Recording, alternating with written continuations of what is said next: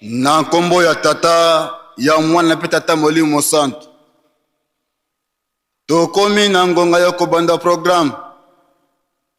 Nde na yango tokosenga nzembo epai ya tata to mama. Sima ya nzembo tokosenga mama moko kuna na faki aleka liboso apesa biso libondelo.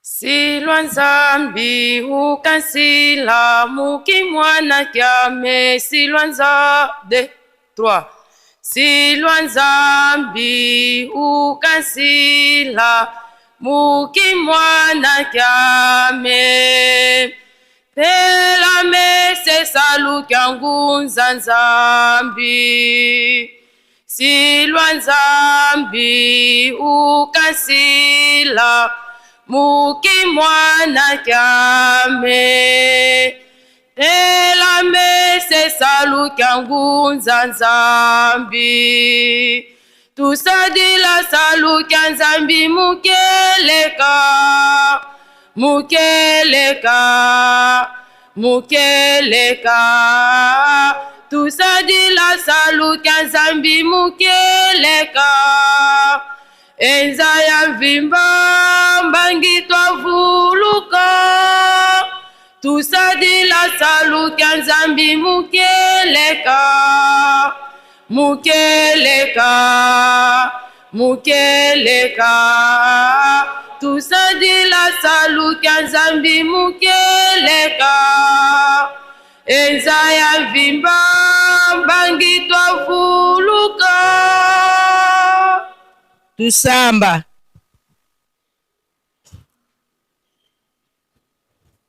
Munazola kwa se mwana tata mwanda velela.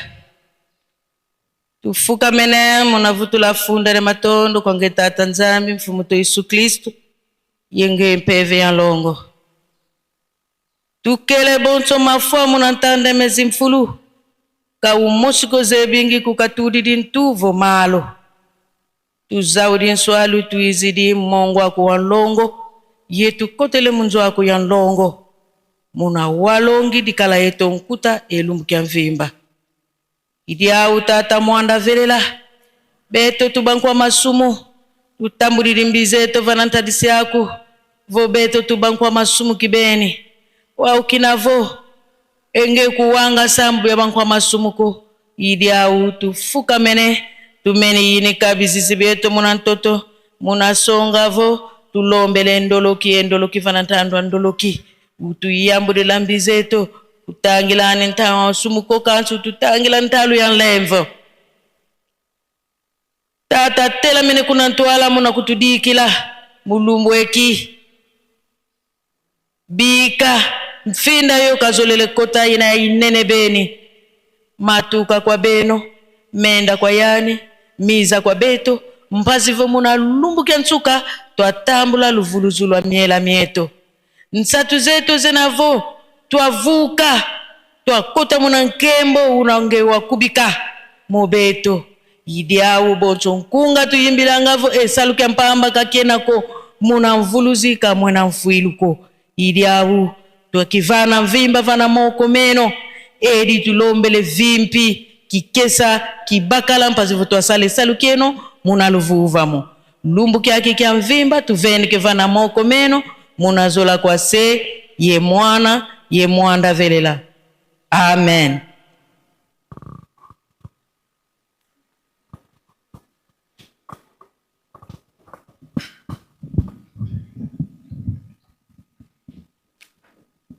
Na nkombo ya tata ya mwana pe tata Molimo Santu. Tokosimba mokanda motata nzambe. Mpe tokofongola na mokanda mwa Exode chapitre 20 verset 1 à 17. Pe tokotanga mibeko zomi na mibale ya lingomba. Exode chapitre 20 verset 1 à 17. Pe tokotanga mibeko zomi na mibale ya lingomba. Soki tomoni tokotanga. Mutu ya makomi elobi, mibeko zomi. Nzambe alobaki maloba oyo nyonso boye. Ngai nazali Yawe Nzambe na yo. Ezali ngai nde moto nabimisaki yo na Egypte, esika ozalaki na bowumbu. Kokumisa banzambe mosusu te bobele ngai.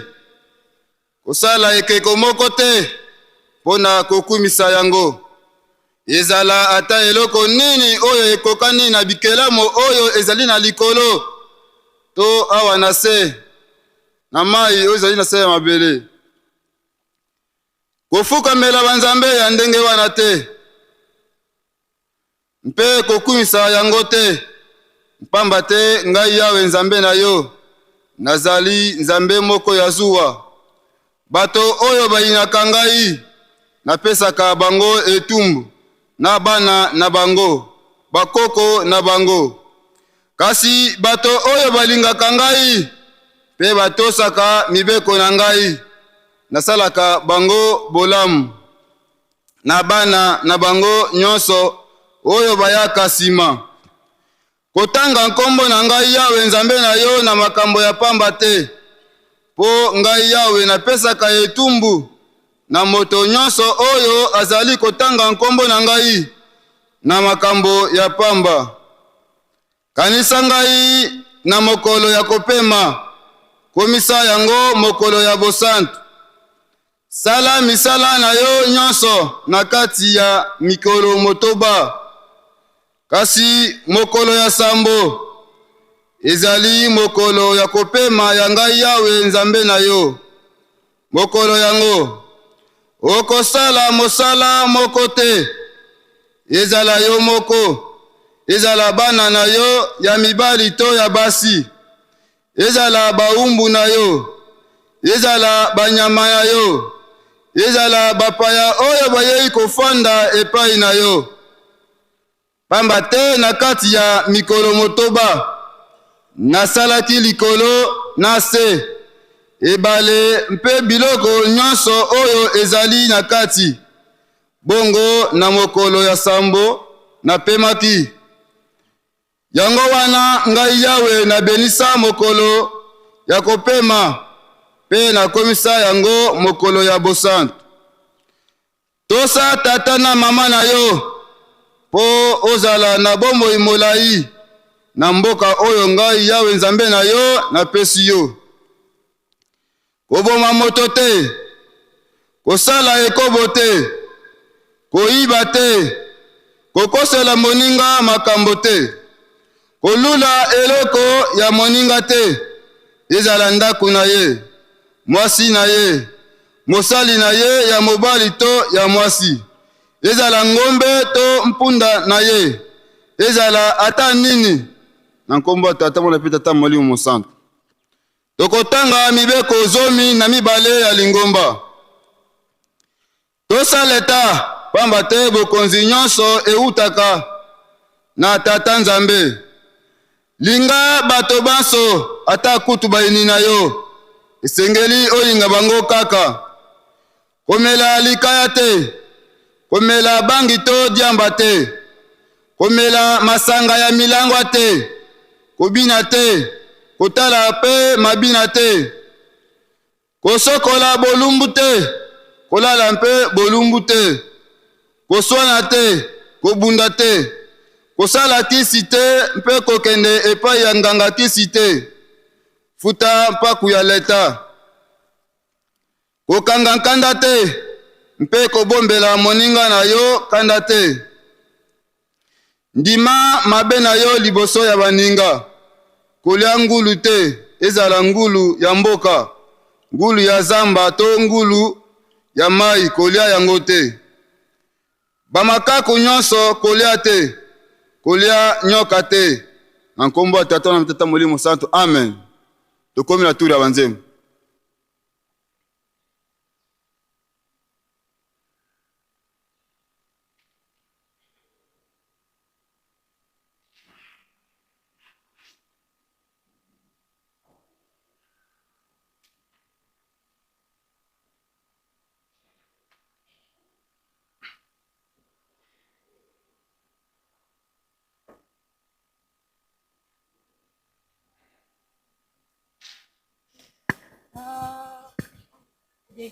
Pasi atakimbangu kati ya mokili ebongwani lelo esengo ya bandimi maso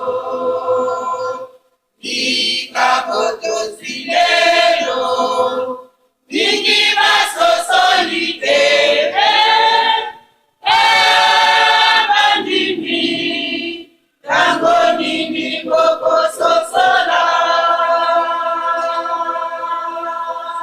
pasi atakimbangu kazi ya mokili ebongwani lelo esengo ya bandimi paso ikabotosi lelo mingi masosolite bandimi tango nini boko sosola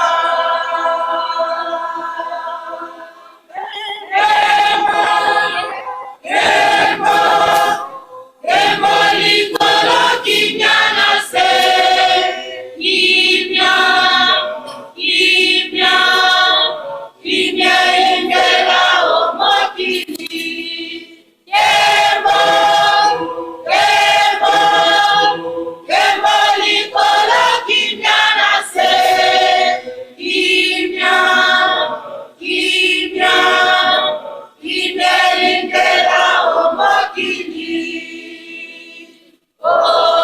tosepela na likambo tozilelo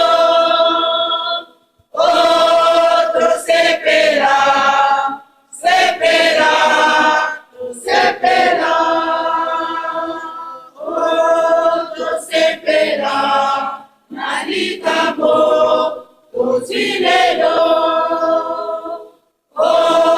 tosepela sepela sepela yemo yemo yemo likola kimya na se kimya kimya kimya ingela omokili yemo yemo yemo likola kimya na se kimya kimya kimya ingela omokili tosepela na likambo tozilelo tosepela sepela tosepela tosepela na likambo tozilelo tosepela sepela tosepela ania ebaki ete tokoki kozwa kimya bongo babengaki ngai eloko pamba na mokili lelo mokili mobimba moluki ngai babengaki ngai eloko pamba na mokili tosepela sepela tosepela tosepela na likambo tozilelo tosepela sepela tosepela tosepela na likambo tozilelo nani aebaki ete tokoki kozwa kimya bongo babengaki ngai eloko pamba na mokili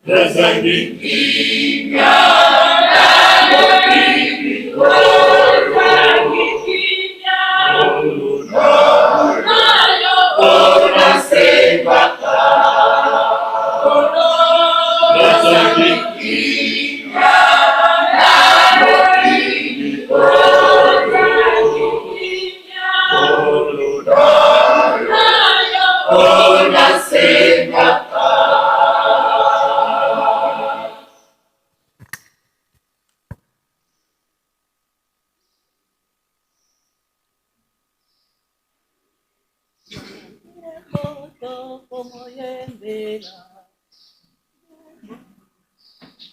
Tembo ya tembo tokomoyembela. Tembo ya tembo tokomoyembela. Ya kumisa mobikisi. Ekokende biso olola. Tokomona ye elongo. Tembo ya tembo tokomoyembela. Ya kokumisa mobikisi. Ekokende biso olola. Tokomona ye elongo. Toyembani topesa nkebo. Naye Nzambe oyazali nalola. Nakoli pena mawa alakisa biso se. Mwana waye akufela biso. Nakoli pena mawa alakisa biso se. Mwana waye akufela biso. Toyembani topesa nkembo. Naye Nzambe oyazali nalola. Nakoli pena mawa alakisa biso se. Mwana waye akufela biso. Nakoli pena mawa alakisa biso se. Mwana waye akufela biso. Toyembani topesa nkembo.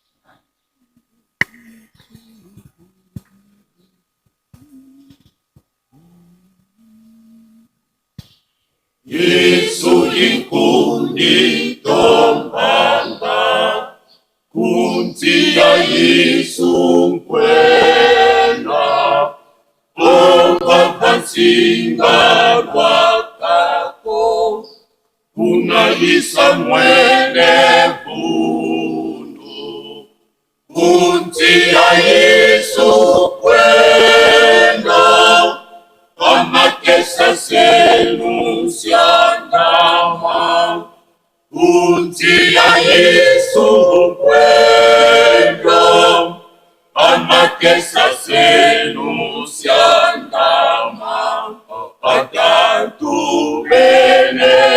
benekita, kunti ya Yesu kwenda, amakesa senunciandama, kunti ya Yesu nkwenda, amakesa senunciandama, atantu benekita,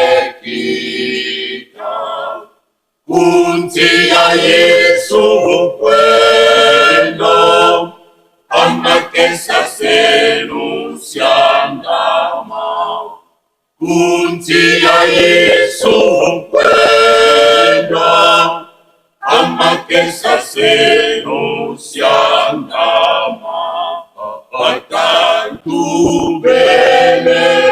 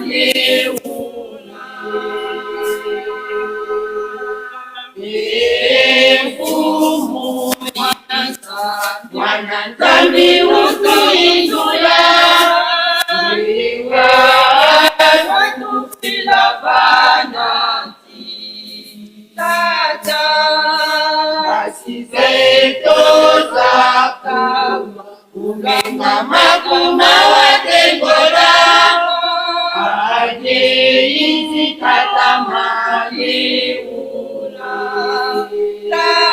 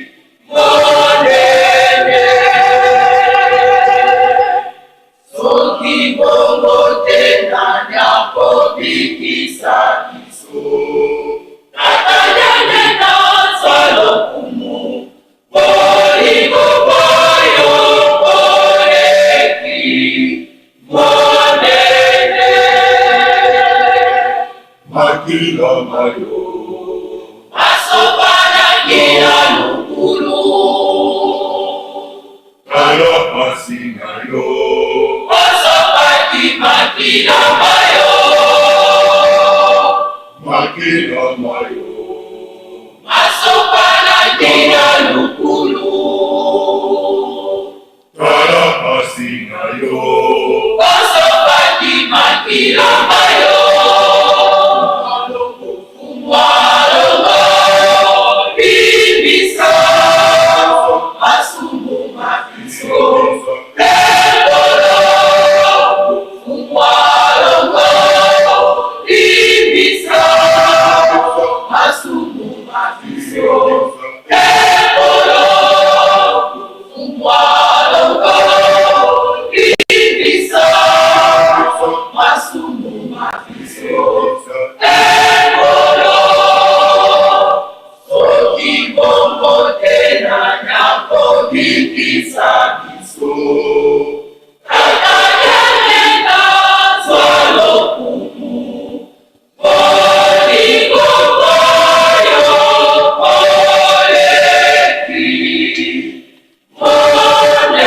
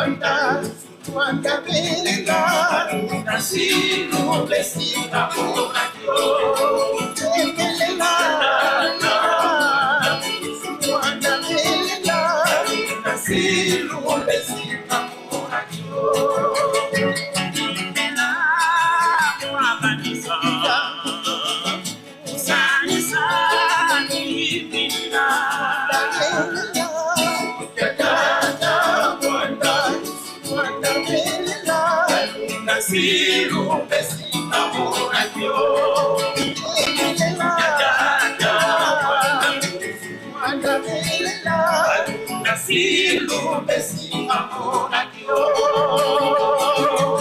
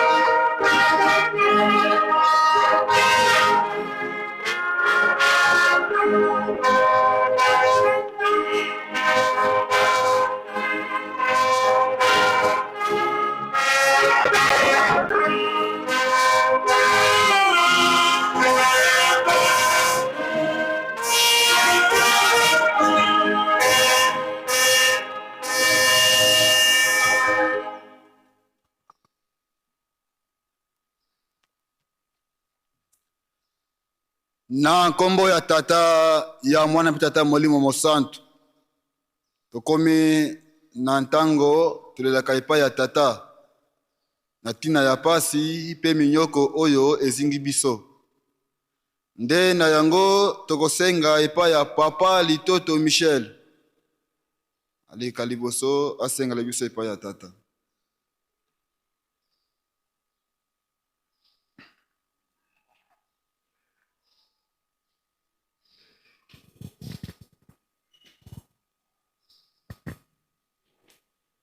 Tusambane.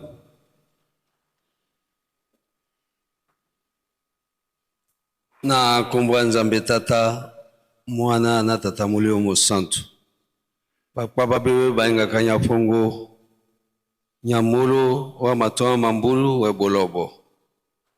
Tufukami toyekolela na tina ya bokoso. Ezo katia mukili. Bokoso ezo mabota. Bokoso ezo lingomba. Bokoso ezo ndeba mubimba. Yamba makame ekutongi bulimbisi. Pamba boto libondela moto amasumu oko kakyo. Ndimbise pe otolimbise bebek batoko yo. Nyamolo we moto akilaka mukili. Tete ilemba ye. Makambo mekutumalika no mukili ezili lobalo. Lila kolola takayogu. Mikolo mayi.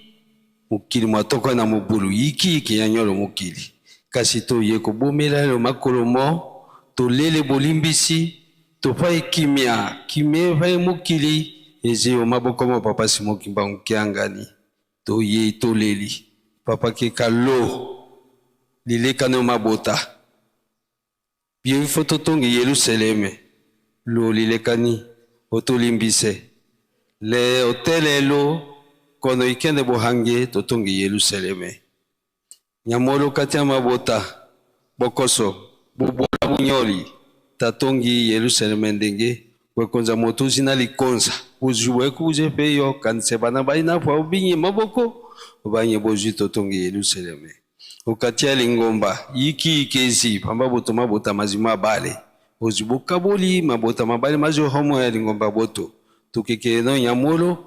Makambo mo wakili ndengezi bila kapo. Kongoi hatu. Pokoswezi. Nyamolo to hangitinye. Mayere mahigala. Ombanza Kongo, tangwa sumukaka bakoko babiho, nyamolo mahigalo mei, weotukanisele, otubumisele mayere pamba boto tuzale na botosi. Omala komo, tutongi Yerusaleme wosepe beto pambwame. Nyamolo to Kameli Est ya LDC. Malongo matingbo huyi mokolo na mokolo. Kimie boli obingumba binene, Kinshasa bakuru na batu ndenge na ndenge. Kuizi po boli la kolo liko kiseme. Nyamolo otuinye kimia pamba boto na kimia tatongi Yerusaleme. Otokanisele na misalami kele biho. Otokanisele na pasiene biho. Nyamolo bokonzi bobu bongeli webi okina tuene. Mino wakita pamba boto oyosipe se moto muindo. Omubo sike yande ya yambo. Bomino boto boeti babi obuiko. Toleli omaboko mamino.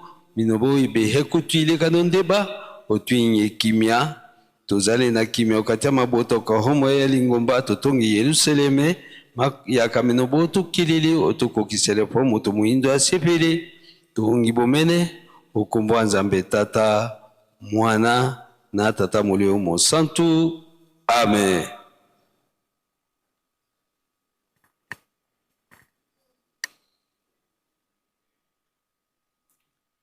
Na nkombo ya tata ya mwana mpe tata molimo mosantu toko simba Biblia na mbala ya mibale pe toko na mokanda mo Yohane to Jean chapitre 16 verset 20 à 23.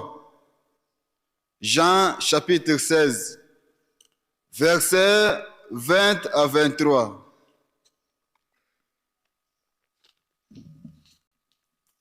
Ce qui te moni mutu ya makumi ezwami na 16e verset. Mawa ekobongwana esengo 20. Nazali koloba na bino ya solo. Bino bokolela, mpe bokozala na mawa. Kasi bato ya mokili bakosepela. Bokozala na mawa. Kasi mawa na bino ekobongwana esengo. Soki mwasi alingi kobota, ayokaka pasi mpo tango ya pasi ekoki. Kasi soki asi aboti, akanisaka lisusu pasi yango te, azalaka na esengo po moto abotami. Bino pe ndenge moko, sikoyo bozali na mawa. Kasi nakoya kotala bino lisusu, mpe mitema na bino ekotonda na esengo. Ata moto moko te akokoka kolongola bino yango. Mokolo wana bokotuna ngai lisusu ata likambo moko te. Nazali koloba na bino ya solo. Tata akopesa bino makambo nyonso oyo bokosenga. Na nkombo ya Tata, Mwana Tata Molimo Santo. Amen.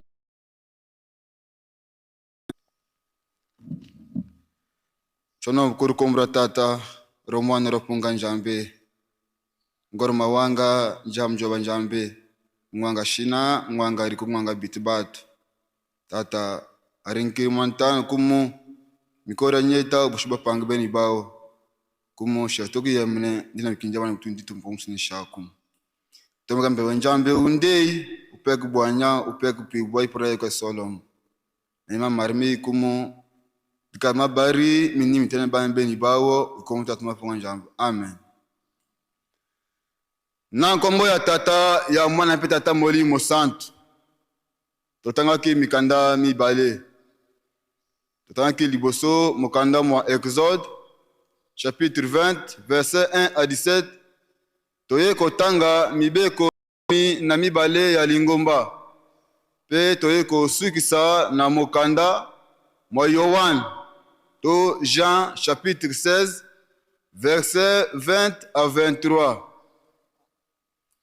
Exode elakisi kobima. Soki kobima ezalaki kokota nde ezalaki so. Tata Nzambe apesaka elaka na abala ya mayete libota na ye ekokende na boumbu na mokili mosusu pendant 400 ans. Tango elaka ekokaka bana Israel bakotaka boumbu na Egypte. Bazalaka 70 personnes. Baumelaka kuna pendant 430 ans. Babimaka 600 000 personnes. Kasi batangaka ba mama mpe bana te. Kaka batata oyo bakokisaki 20 ans en plus. Baye bakokaki kokende kobunda bitumba.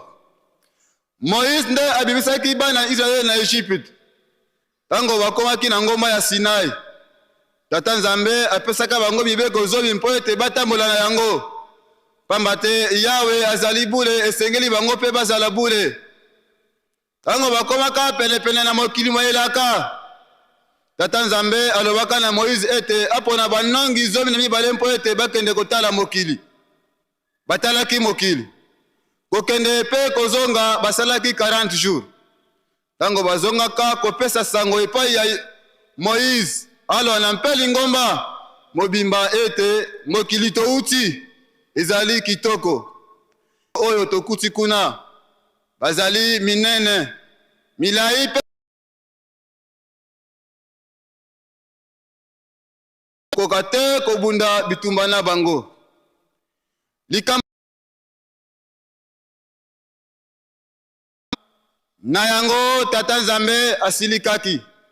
Mpe alobaki na bango ete lokola boboyi kondimela ngai na maso oyo ngai nasaleli bino kubanda 20 ans en plus bazoto na bino nyonso ekokufa na esobe mpamba te bondimeli ngai te. Kaka Joshua na Caleb na bana na bino bangonde bakokota mpamba te bangonde bandimeli ngai. Bana Israel babimaka 600 000 personnes. Kasi mibale kaka nde bakotaka Joshua na Caleb. pamba te bango nde bandimaki mai Nzambe asengaki na bango. Nde na yango toloba ya kala toloba ya sika. Likambo yango lelo ekomeli ngai na yo mondimi kimbangisi tata to mama yo moko mituna motuna na makambo oyo ozali kosala na esika epai wapi oyo ovandi. Eske ezali makambo ya malamu? Nzambe azali kosepela na yango? Tozala lokola Josue na Kalebi oyo batosaki mibeko. Tozala lokola baye babukaki mibeko te. Mpamba te soki tozali lokola bango biso mpe tokolonga te. Asi tolanda Josue na Kaleb na maye basalaki nde yango babikaki.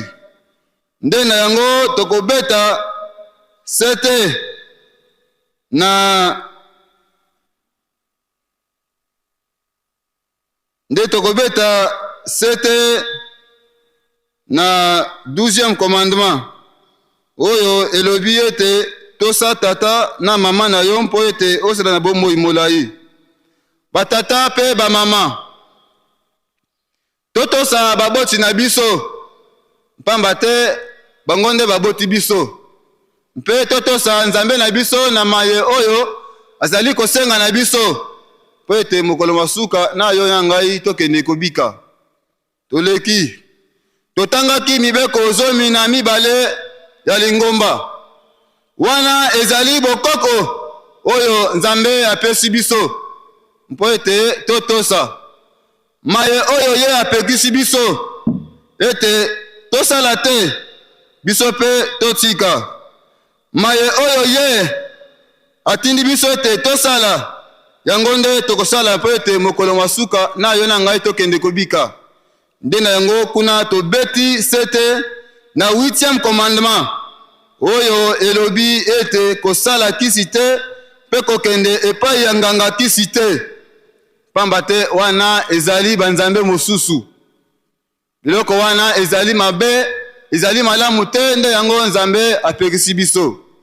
Kuna toleki tokoti na mokanda mwa Yohane. Yohane azali moyuda mpeza. Ye na ndeko na ye Jacob bazalaki bayekoli ya nkolo Yesu. Mpe bana ya Jebedai na mama Salom. Leki ya mama Malia oyo abotaka nkolo Yesu. Yohane akomaka mikanda mitano. Emoniseli ya Yohane akomaka yango tango azalaka na esanga ya Patmos na boloko. Sango malamu ya Yohane akomaka yango tango azalaka na Efes, mokanda ya liboso ya Yohane, mokanda ya mibale ya Yohane pe mokanda ya misato ya Yohane. Mikanda oyo ya liboso ya mibale pe ya misato ya Yohane akomaka yango tango azalaka mobange. Ezali mateya oyo apesaka na bandimi. Yohane azalaka grand pasteur kuna na Efes. Anunaki mingi babandaka komema ye na brancard na ndako ya Nzambe. Akufaka na lansa. Kati na bayekoli ya nkolo Yesu, Yohane kaka nde akufaka na bonunu na ye. Batata pe ba mama. Toyoki mutu ya makomi ndenge elakisi biso ete mawa ekobongwana esengo.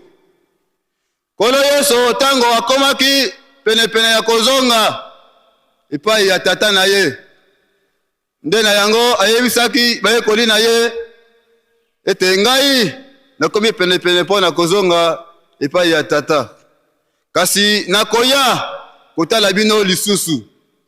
Likambo wana bayekoli na ye ebele bamitunaki, likambo ya boye ezali kolakisa nini? Nde na yango alakisaki bango ete ngai nazali kokende, kasi bino bopanzana te, bosikala kaka na Yerusalem kino nguya ya Molimo Mosantu ekokitela bino. Nde na yango bokopanzana pe bokokende bisika nyonso tu mpona kopanza sango na ngai.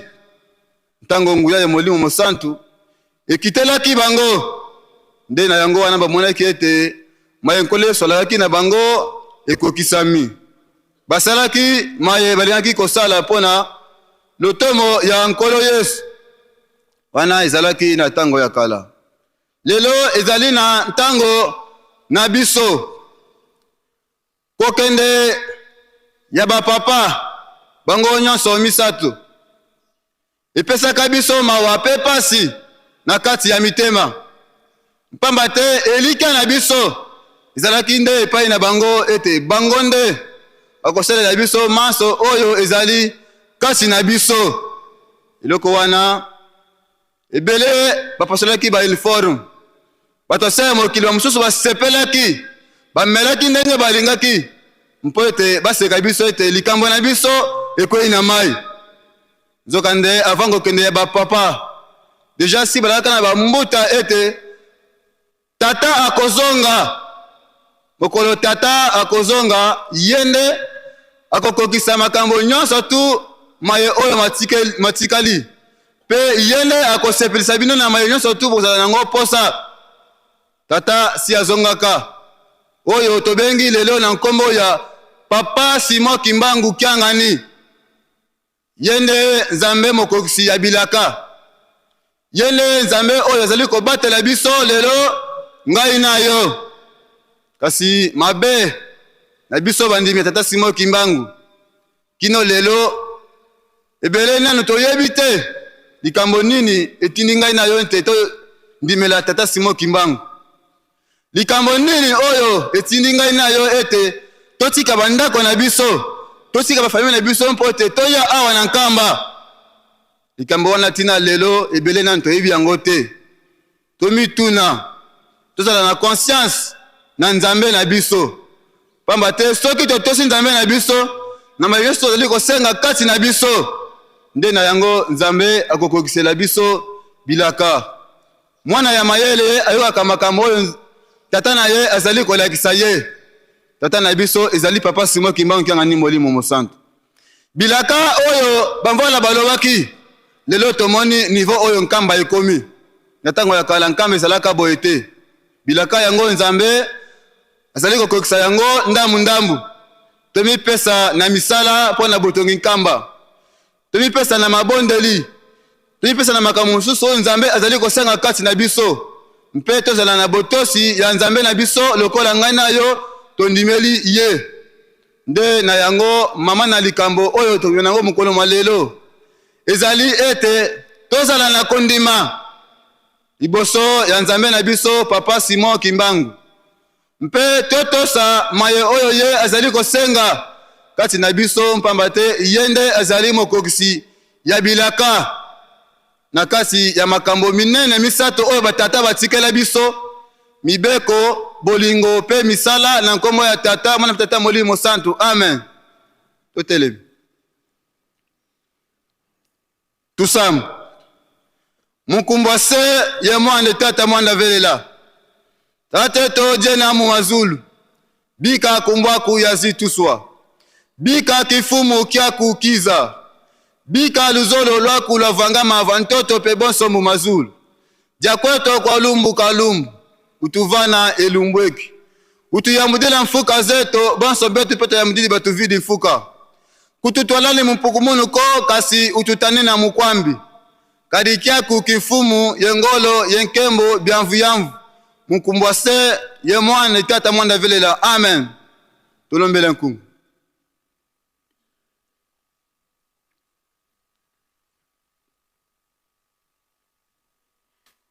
Nakotosa mibeko myakolo Yesu wanga nakoto 2 3 nakotosa mibeko myakolo Yesu wanga ye alingi na bika na landa nzela na ye asopaki kila maye na ekulusu pona zwalo biko ya seko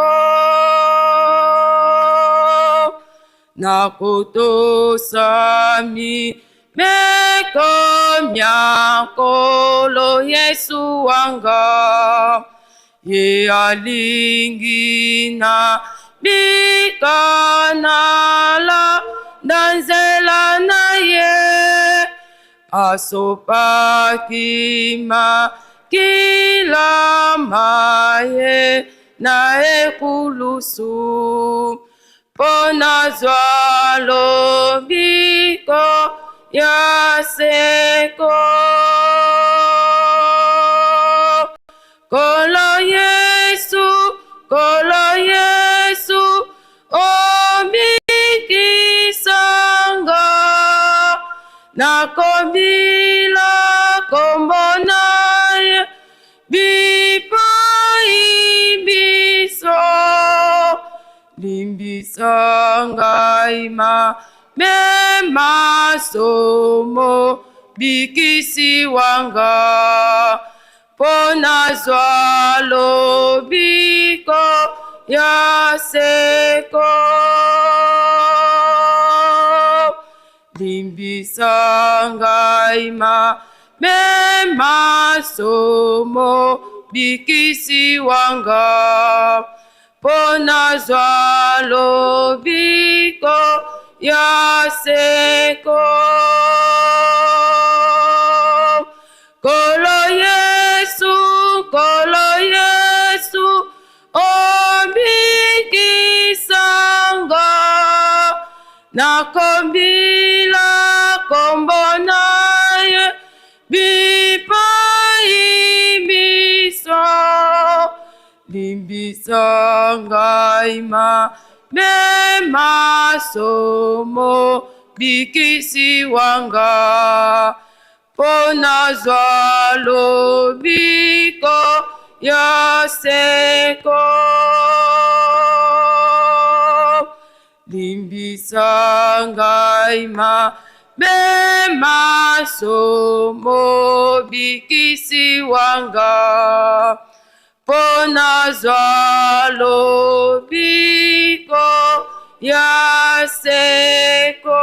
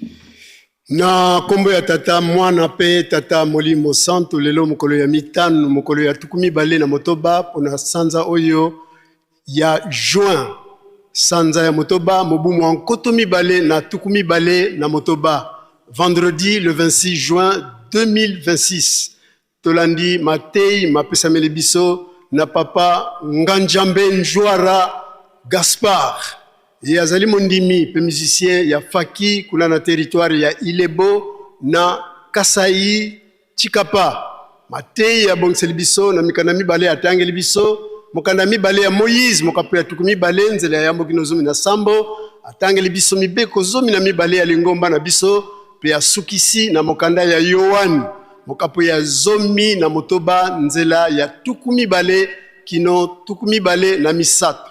Exode chapitre 20 verset 1 à 17, lecture des 12 préceptes de notre chère Église et Jean chapitre 16 verset 20 à 23. Tokei naba communiqué.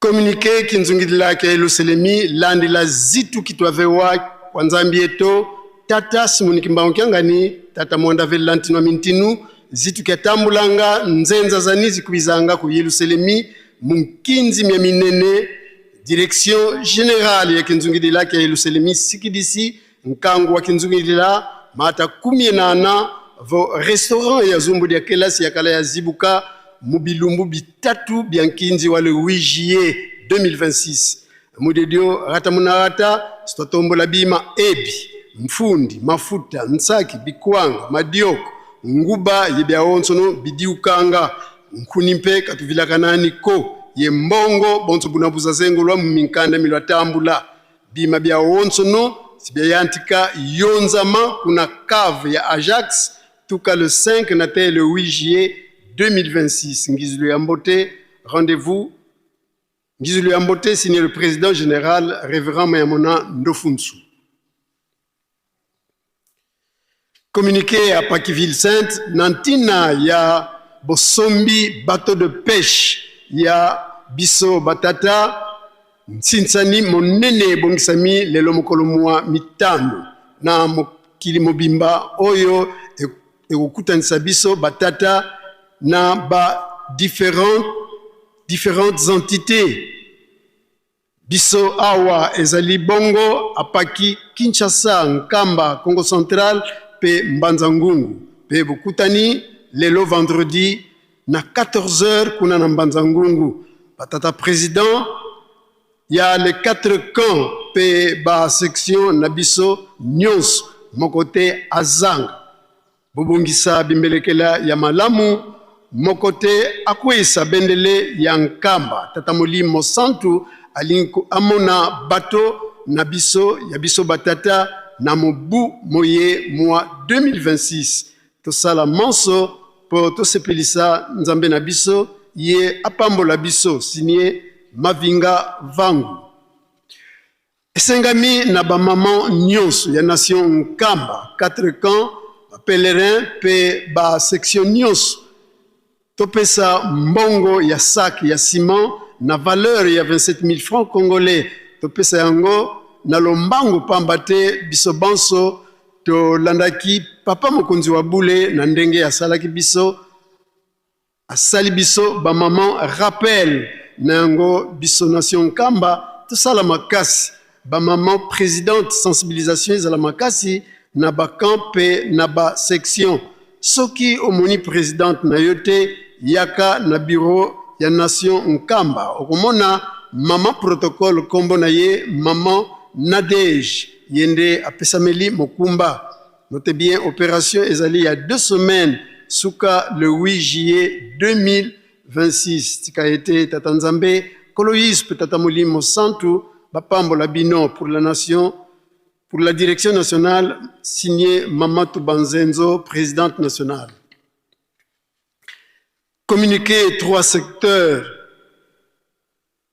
Yao Ivovelevo, toi viokese nkinzi weto wa le 25 mai 2026 wa Mbutukulu ya mfumu wetu Yesu Kristo papa dialungana kiangani Salomon bubuntangu ifueni babantika ntungulu anzweto ya 3 secteurs yimudedio mudati ya unu kiki ya le 26 juin 2026 tutomboka ku nkutakani ikala yeto kukunkamba Yerusalemi dia mpa kuna tribune ya inene tulombele ntombokolo ya mbote mpasi twa kubika mambu meto maonsono kunima ntsinsani ya mazut ntombokolo ya mbote sinie mono weno président national Nzambu papa révérend Nzambu Kalu Katukiko. Direction nationale ya Fareki Nkamba ezaliko sala rappel na bana nkole nyons était faite il y a le 2 juillet et Belemi moko na moko abongisa bikateli nyons oyo epesameli biso bikateli otoyi malamu ndakisa cadeau phare $20 botongi Nkamba $10 botongi mémorial $10 botongi Nzanza Longa $10 cadeau ya défilé mbongo ya kimbelekela mbongo ya ngombe pe mbongo pona mariage ya papa Simuki Mbangu na mama Mwilu mwana nkole nyonso azangisa biloko oyo te signé pour la direction nationale Chimba Zola. Esengami na ba chauffeur ba technicien personnel ya aéroport agent anti-incendie, conducteur personnel de génie civil, aide conducteur, élève mécanicien, aide chauffeur, naba membre mosusu était tout bengami na réunion monene ya direction générale ya transport, voie de communication et logistique oyo ekozala mokolo mwa lobi samedi le 27 juin 2026 na ngonga ya 9h30 na bureau ya transport na kotala maye mabongisami mokote azanga boye malamu na biso banso signé le directeur général Maya Monando Funsu Pierre Pasteur. Luzaisu kwa bandibu baonso no bavwandanga mu 4 camps ya mavata mazungidi Yerusalemi vontango ifueni tusasidilanga zinkunku coupe feu bilimu bibiolo bakutuveni kya 3 ye kya 5 huni citoyanti kamunsiu kamu 8h sitobantikila kuna Belgique yekwenda mu bifulu bya nkaka tutomboka bafwana tuka batatamba mama matoko izi ndumba lunata longa yekopo dieno yengizulu ya mbote kwa beno baonso no signé Maman Nzuzi Mbwende présidente. Direction nationale ya bana banganga nzambe awana nkamba Yerusalemi ya sika ezali kosala rappel était mardi le 23 juin après ndako ya nzambe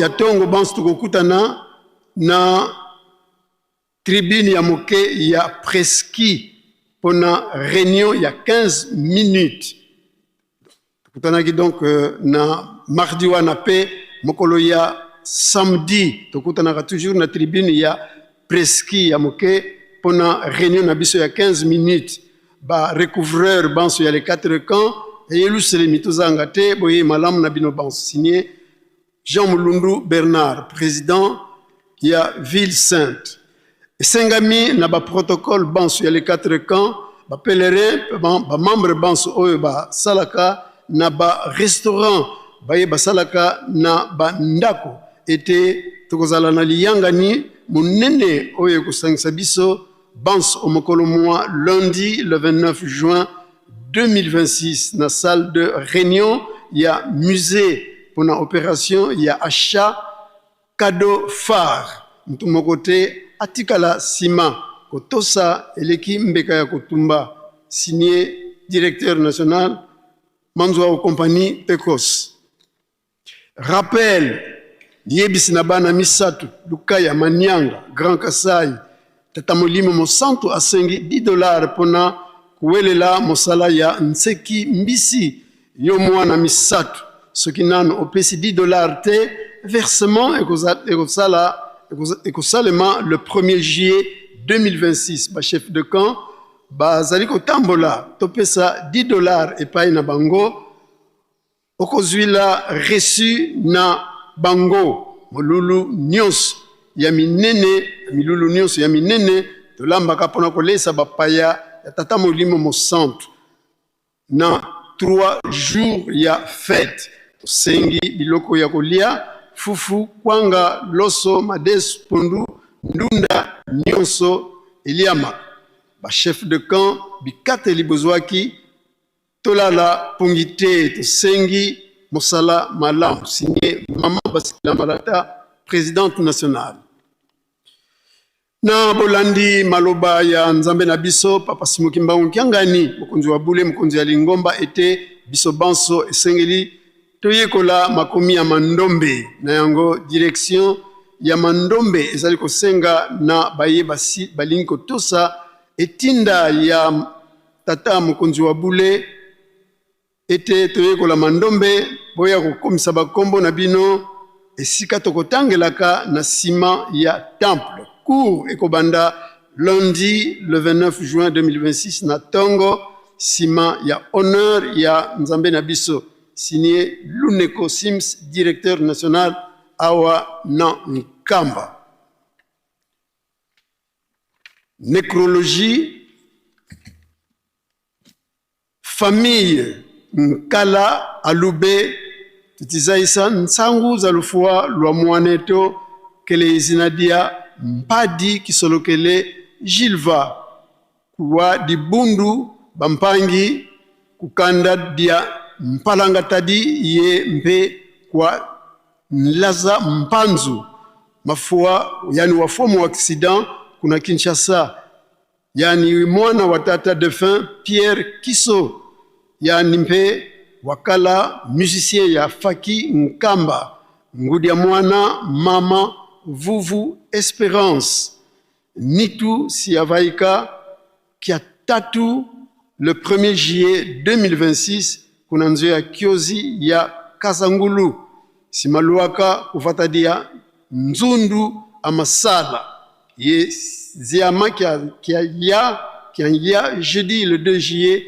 2026 kuna fatadia nzundu amasala nsanguzozo tukulusongele signé Monoweno Nkala Alube chef de famille biso famille ya maman Alpha tozali koyebisa na bana misatu Grand Kasai bana ya jeteki pele ngomba mobimba liwa ya maman Alfonsina Kasamba mwana ya jeteki Nkamba ya kufaki na hôpital ya Yanda mokolo mo dimanche le 19 juin 2026 nzoto ezali na morgue ya Gombe Matadi bobimisi nzoto pe bokundi ekosalema na mokolo mo lundi le 29 juin 2026 matanga ezwami na quartier kilo na Camp Brick na ndako ya papa Ngandu Doris ya MSSK Nkamba na maman Selo Kapinga Karine Sengi Lisungi ya Mabonde signé papa Ngandu Doris ya MSSK Nkamba tokei na kupesana mbote faki umilenge tuambaki ba recommandation ya bandeko na biso recommandation ya papa Diakanwa Ngisa Christian yazali sympathisant auti na Kinshasa elongo na ndeko na ya mobali papa Nzailu Nkanza yazali kimbangiste recommandation ya maman Nkunga Ndosimau Henriette yepe sympathisante auti na Kinshasa elongo na maman Nkiku Kialuzolo pe tozali na tata na biso papa Baelo Ngandi Wawina Victor ye azali major auti na paroisse ya Camp Kokolo pe azali secrétaire ya la grande chorale dirigeant kuna na Camp Kokolo pisikani nsubuzo mbote le mat ko kopesa bino mbote faki sepel sabam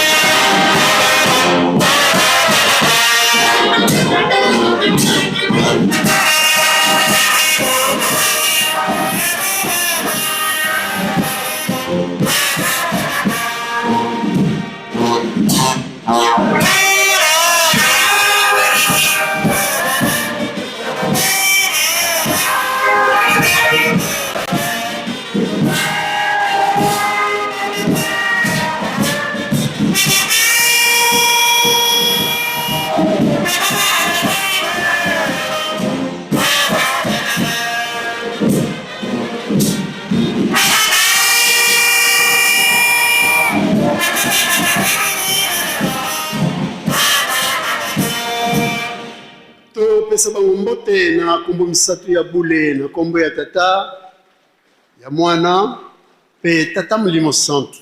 Merci beaucoup kina bino kofanda to yambi bimbangi mingi pona bandimi kubanda bandimi kino baselo oyo nyonso ayebike ya yaki na kimbangi atelematu kwa kopesa ye mbote elongo na bango tozali pe na bimbangi ya batamsi na biso kimbangi ya papa révérend Makola Bafuidinsoni Viki yazali évangéliste ya paroisse Nord 2 kuna na commune ya Mvuzi na ville ya Matadi ya yaki na délégation ya 59 personnes baye pona ravitaillement ya Nkamba tozwi pe kimbangi ya papa na biso papa révérend Mbwende Isaya Maman révérende Mbwende Isaya Charlotte, yazali conseillère générale ya SPC, ayaki na elongo na famille na ye, pe kimbangi ya papa révérend, kimbangi ya papa maman révérende Bochali Jefferine, yazali pasteur communal, auti na paroisse ya Ngaba, kuna na commune ya Makala, ayaki na délégation ya 30 personnes. Pekimbangi ya Suka, ya papa révérend Di Kumfwana Emmanuel, yazali chef de cellule papa de Ngenda, kuna na paroisse ki Mbanseke, ayaki na délégation monene ya 328 fidèles kimbangistes, bango pe baye pona ravitaillement ya Nkamba pe nsinsani bisika nyonso bozwami botelema kwa opesa bino mbote faki sepelisa bango.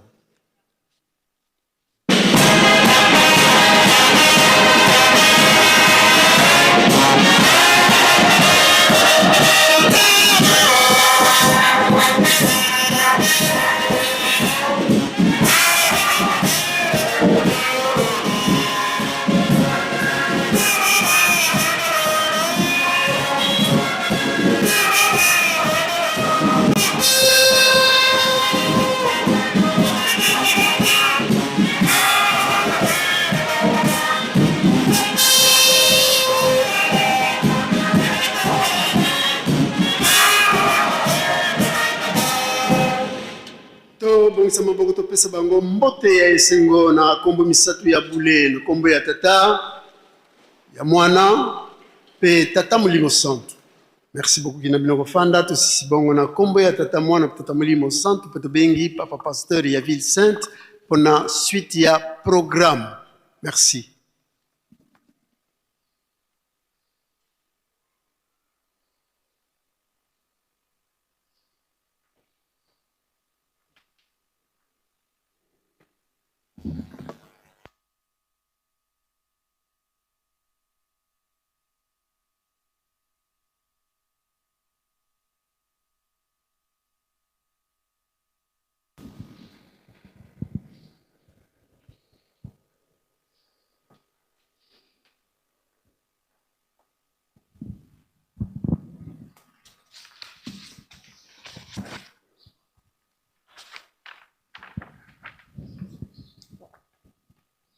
Na kombo ya Nzambe tata ya mwana pe tata Molimo Santo tolandi banso na bokebi matei bapesi biso na tongo ya lelo maye toyoki tobomba tosalela po ete mokolo ya suka tokoka kobika tozala kaka makasi na mabondeli ya tongo, mabondeli ya bangonga, soirée spirituelle pe babeko tolemba te bolingo ya tata Nzambe kolo Yesu pe tata Molimo Santo de bapesa biso mokolo ya lelo vendredi po ete tokende kolelela mokili na bapasi oyo ezingi biso kimia ekoka komonana nde na ntina wana lelo ezali vendredi na 10h biso nyonso tokozonga liboso ya résidence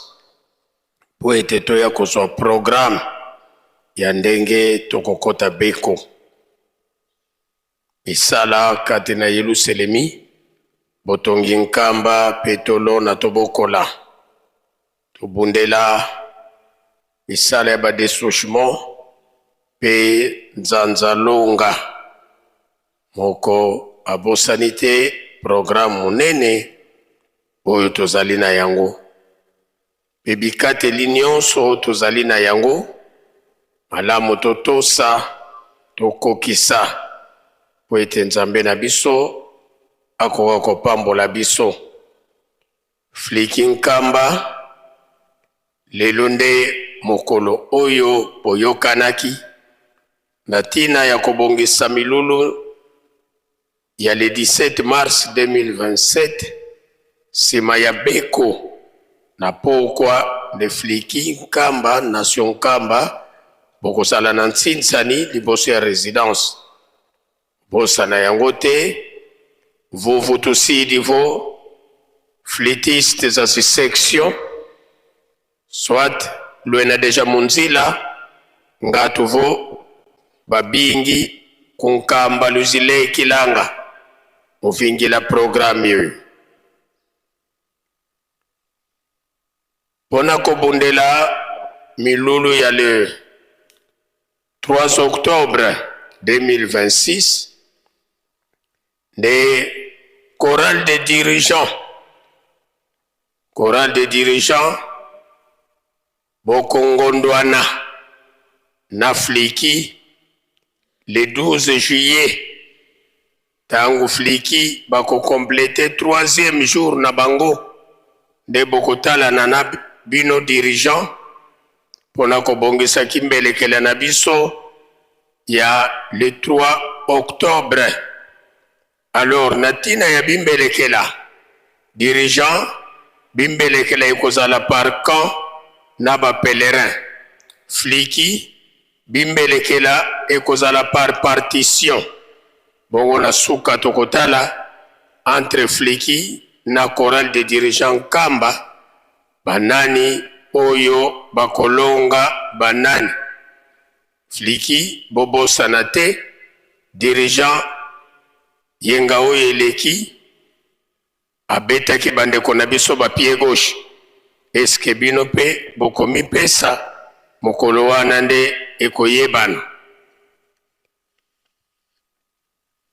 ijiki tobosana te le 4 août ekomi pene nde na ntina wana to respecte ba programme nyonso oyo direction générale abongisaki na ba programme wana sengeli le 30 juin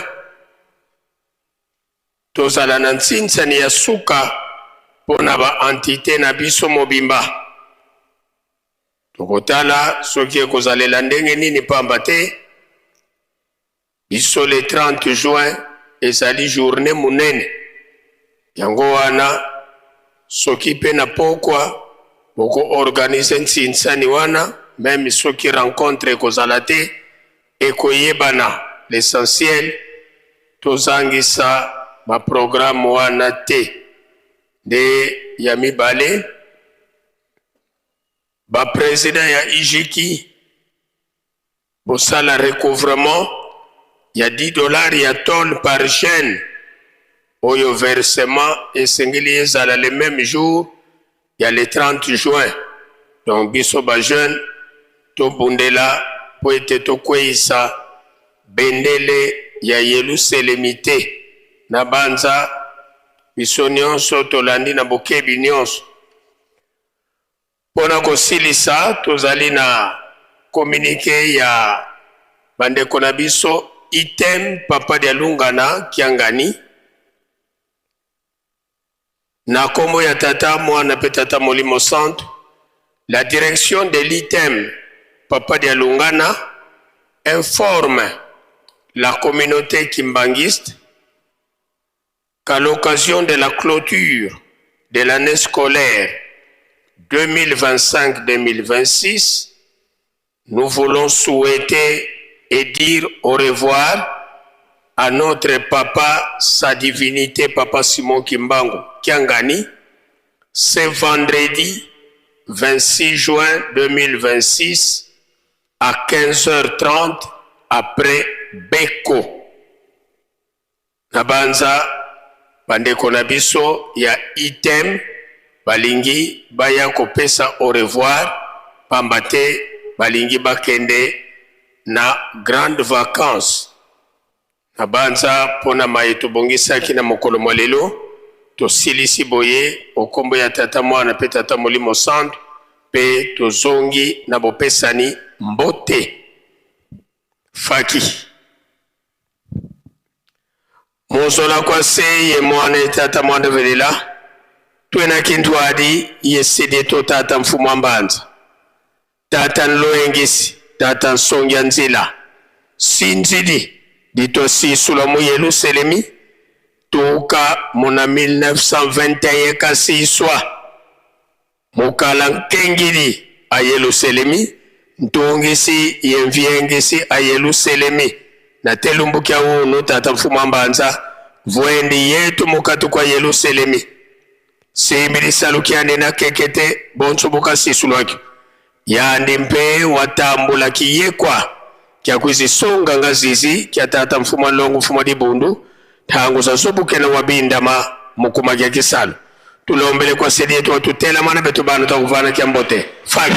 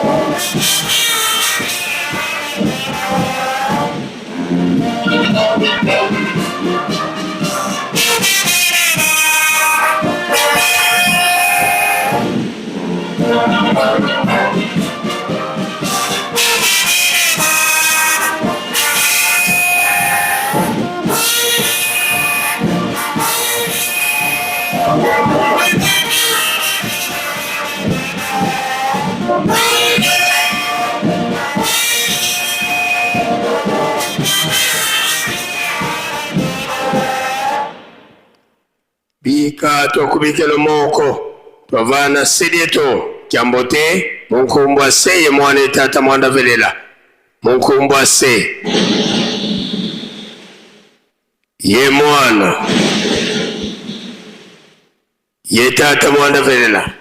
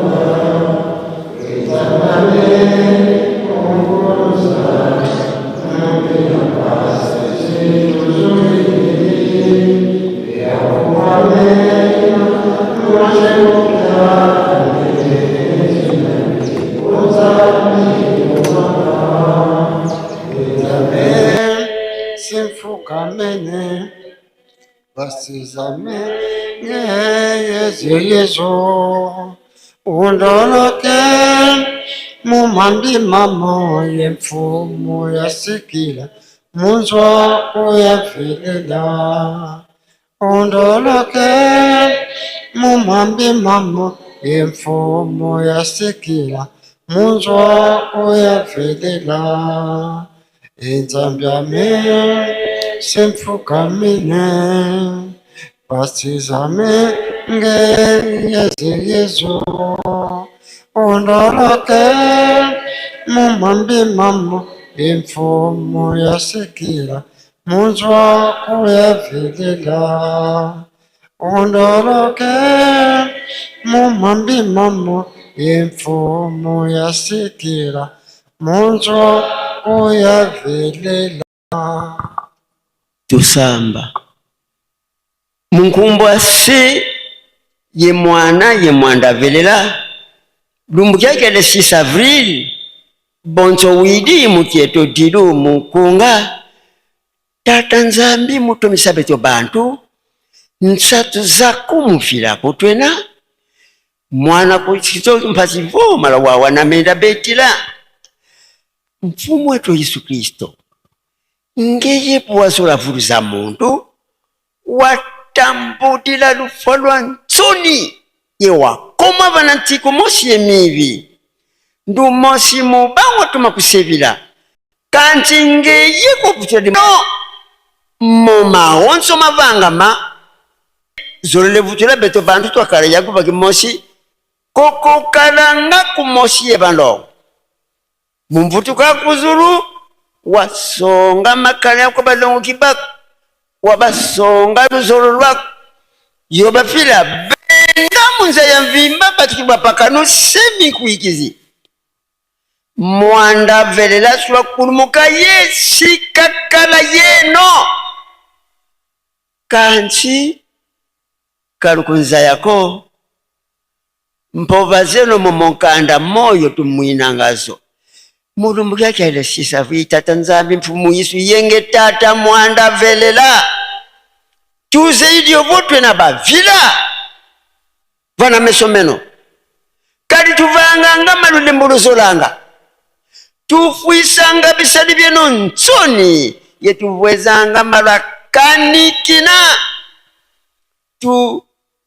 tufukamene vana malumeno pasipoto muna lembweno tutone nembizeto kadi nzaya mvimba niku pasi votu teza zayake tingeye unani utuvisisa kadi beto zaiwa kimwana kaka mukuma kia mbizeto bivuku tusakidi dufwa bimbevo mvita nsatu yema mpila lyako beto katwena yetini nukyankakako ngeye kaka iswa munuketo lututani na kali tukondolo wankaka ndiyo nela kalaki mpovela kieto valwena lutusudisa mumvita zeneto vanza sima diluketo mfumu kutali masumu metoko katuzenge mfumu Yesu duwafurila vanatimpa sipo beto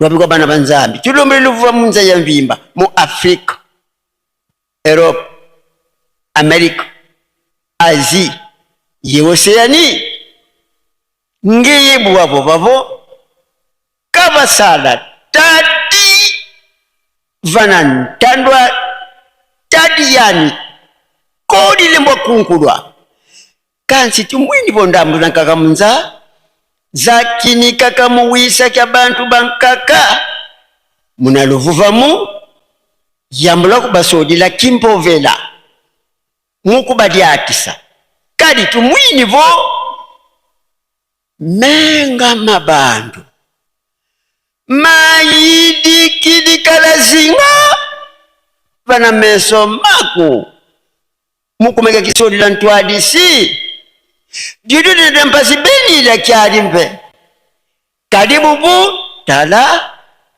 bafweti kutunwanisa beto ye beto tunavonda zani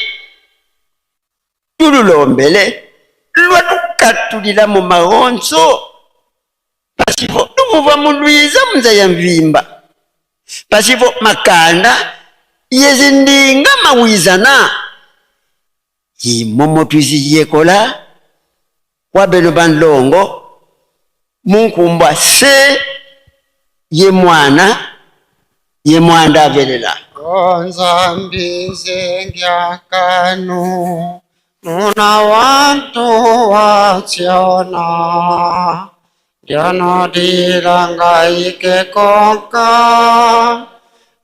Nzambi zotyansu kami Kwiza ke kwiza ovanza Kwandiana wena yompasi Muna wa ukadirika Okuyandalanga Kampi Onzambi zodyansiona Oyandalanga mosivana beno Omvala Yesu ya tolo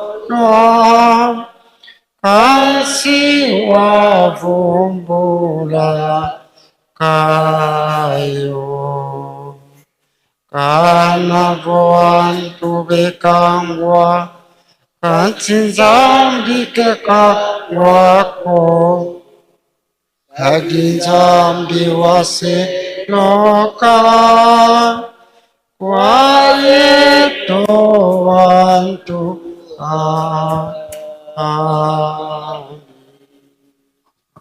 Entsambu zange mfumu wetu Yesu Kristo yozola kwa ngitata Nzambi wasi yo ntwadi ongitata mwanda wavelela bika kwa masikilanga muna yeto tuko ya kwa yelemvu se ye mwani tata mwanda wavelela. Amen.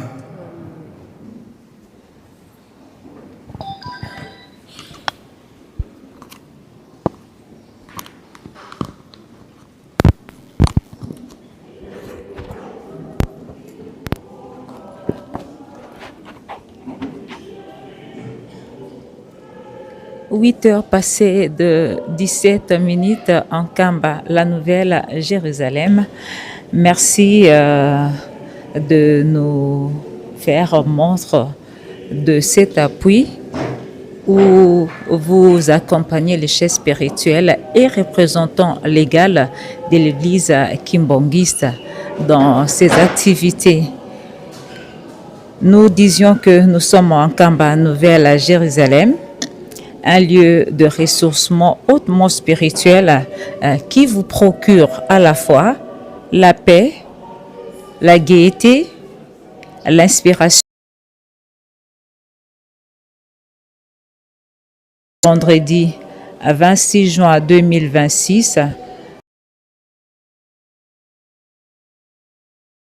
du chef spirituel en matière d'économie, Papa Mbenza Kiangani, nous avons partagé ces moments de méditation où nous avons entendu, nous avions plutôt religieusement absorbé l'homélie du prédicateur du jour, tiré du décret du 1er au du 7e verset. Et enfin, le livre de Jean, chapitre 16, de nos âmes. Car ici-bas, nous ne sommes que de ça,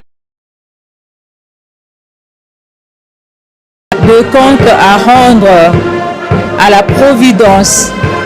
Et comme les fils de l'homme, notre Seigneur et Sauveur Jésus-Christ, et tout vous sera donné. Présentement, nous devant la résidence spirituelle où nous allons assister aux honneurs de Papa Mbenza Kiangani ainsi que son allocution de ces vendredis saints sous le rythme de la fanfare kimbongiste Et comme nous le disions, c'est la nouvelle Jérusalem. L'ancien Jérusalem n'existe plus. Ils ont comme référence les murs de lamentation.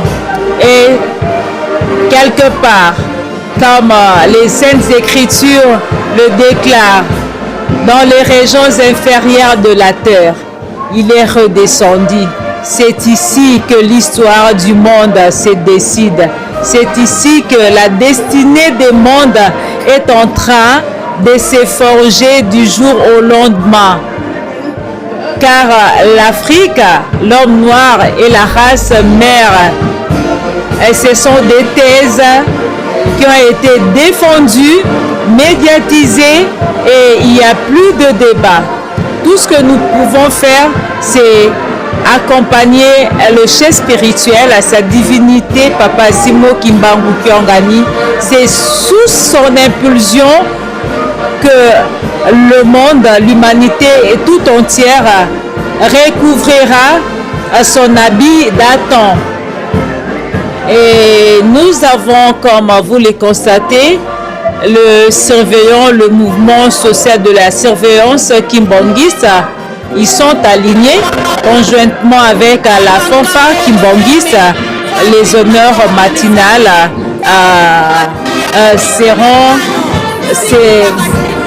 les honneurs matinales vont s'exécuter avec les sourires, bien sûr, la joie animée par le croyant kimbanguiste.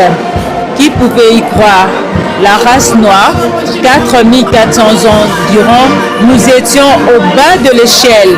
Il a fallu un sauveteur, ce sauveteur qui viendra nous donner la vie, nous faire sortir dans l'eau. Et ce sauveteur, c'est Papa Simo Kimbangu. C'est l'homme d'Inkamba. Quoique incompris, quoique méprisé par le chien, par le ciel plutôt, il a été vilipendé, il a été bafoué, végété. Et c'est lui qui nous amène notre civilisation. Il nous a valorisés. C'est du nom commun. Connais-toi toi-même. Retrouve tes origines. Retrouve ton identité, afin que tu sois sûr de toi-même, afin que tu puisses émerger et avoir la conscience tranquille. Et c'est ainsi, nous vous laissons suivre ce qui se déroule au sortir du culte matinal. Comme vous le savez, nous sommes de cœur avec vous. Nous sommes fiers de partager ces moments de méditation, car sans Dieu, vous n'êtes rien. L'homme ne pourrait exister qu'avec Dieu. Les cœurs que nous avons ne nous appartiennent pas. Le sang, le souffle de vie n'appartient qu'à l'Éternel des armées. Tout ce que nous devons faire, c'est la reconnaissance. Et cette simple reconnaissance, c'est de s'incliner le matin et de lui remercier et de lui donner cette journée à lui. C'est ainsi l'on dit.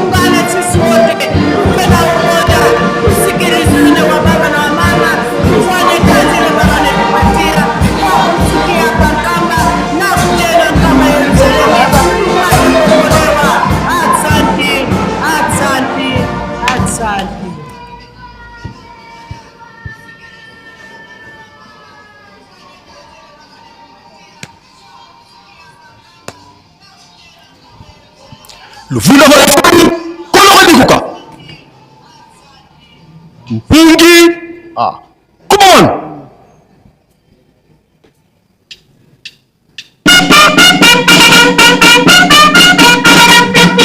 lu sutumuka kindu kandama gi mukunda tinu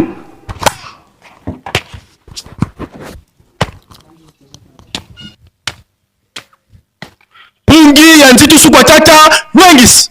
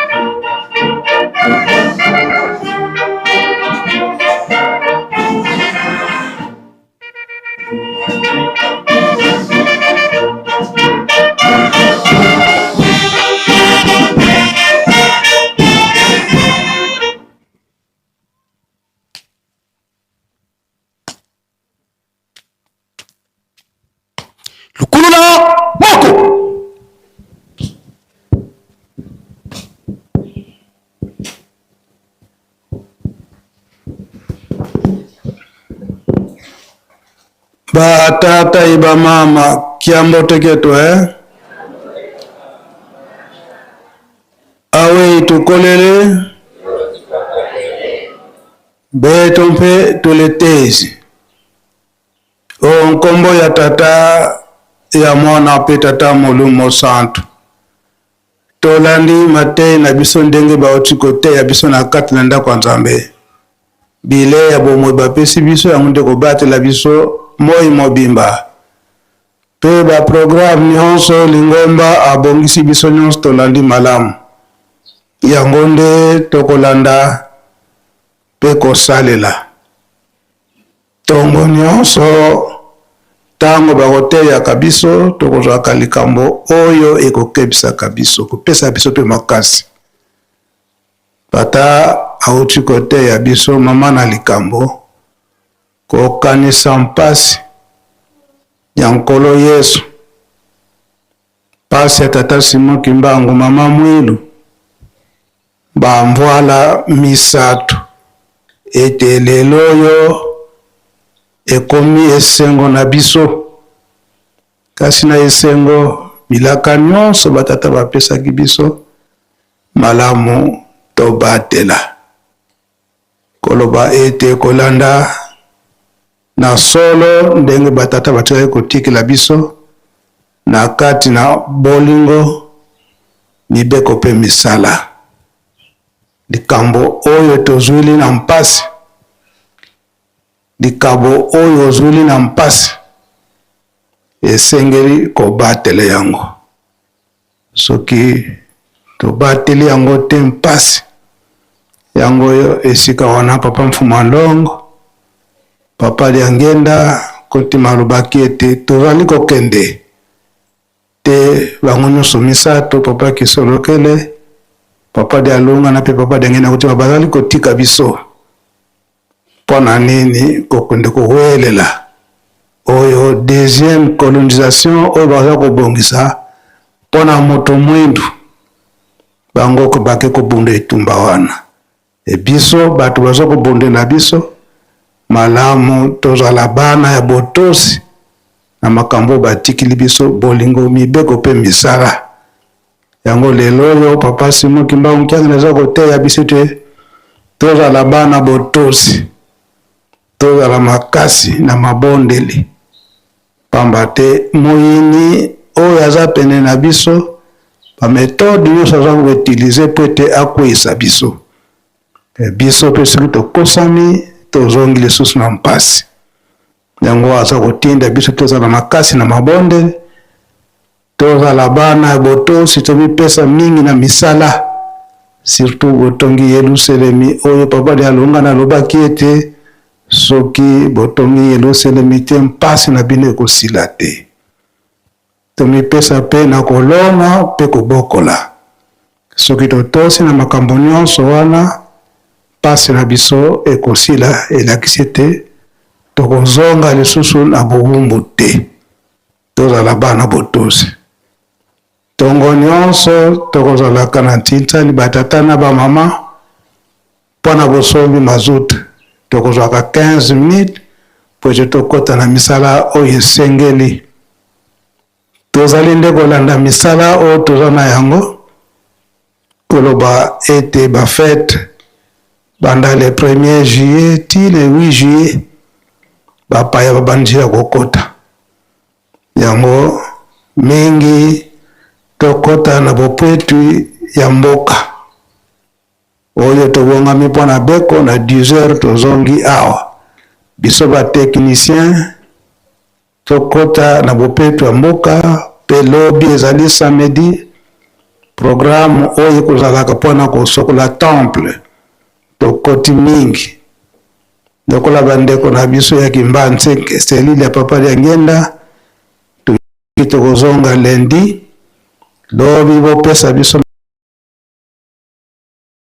temple soki totali malamu yenga lundi mardi efete si ekoti deja yango bateknicien tokɔta na misala moke oyo tobongami biso nde tokoya awa na 10h po ete tozwa programme ya beko tosilizi botonga lelo onkombo tata mwana pe tata Molimo Santo. Amen.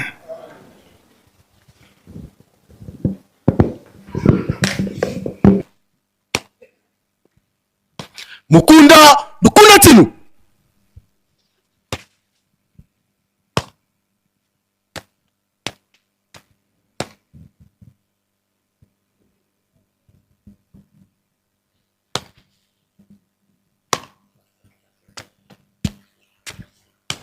Mukunda moko.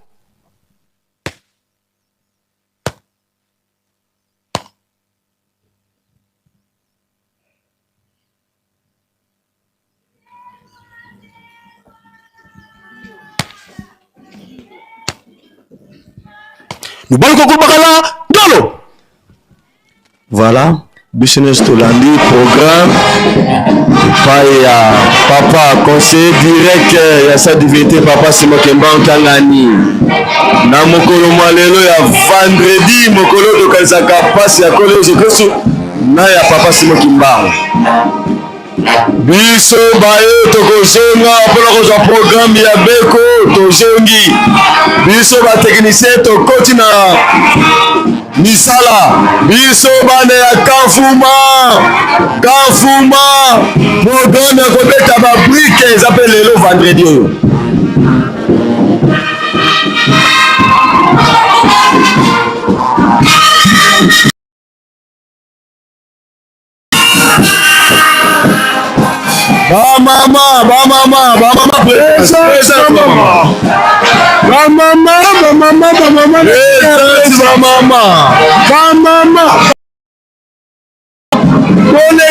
Présence 1000 francs. Maman, présence 1000. Ngonga yangoyo. Lelo ezali vendredi.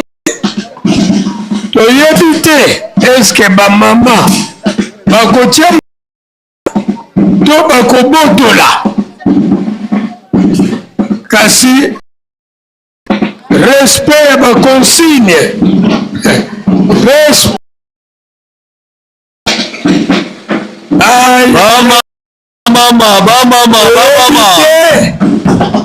okosuka ndenge nini na peto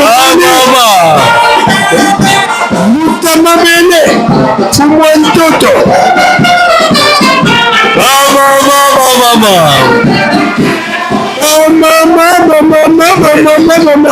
bana vendredi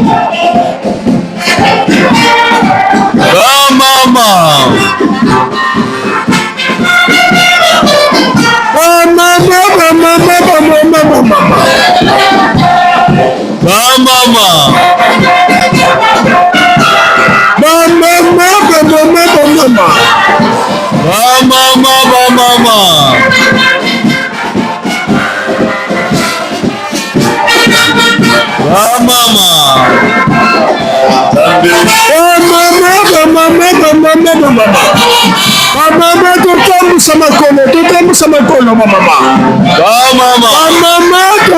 makolo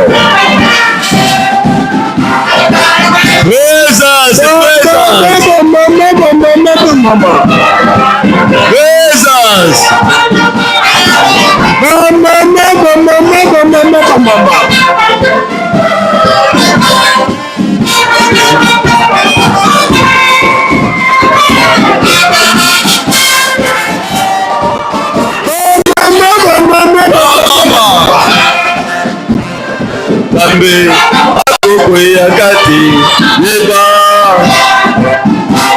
tobengi batata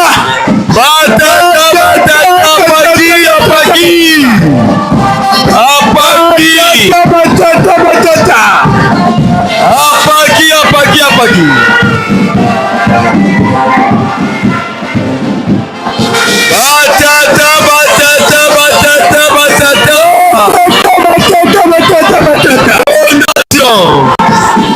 un dynamique, un responsable, batata.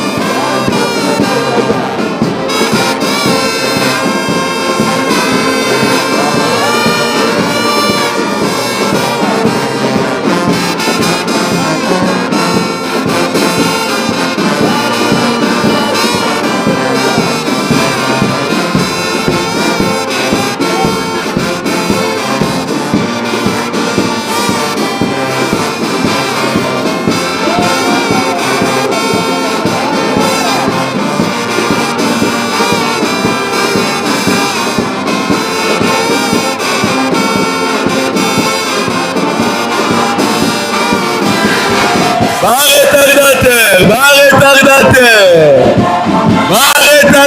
à batata. Retardateur.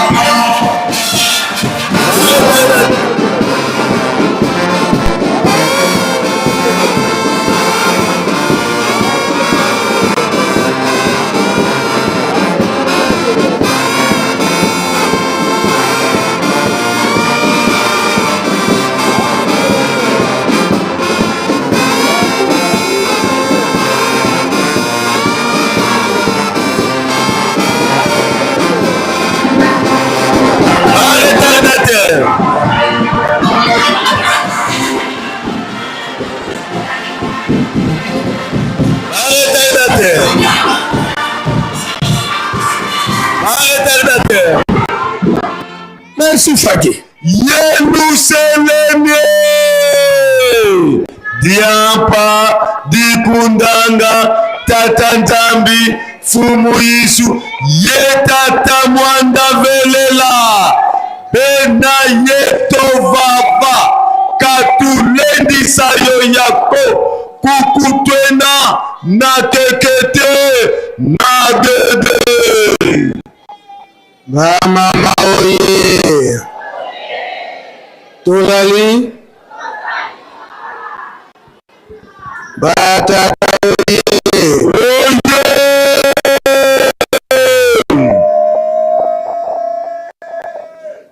Tozali. Tozali papa. Mibimba. Toese koya. Papa eto tozali. Ayakaki.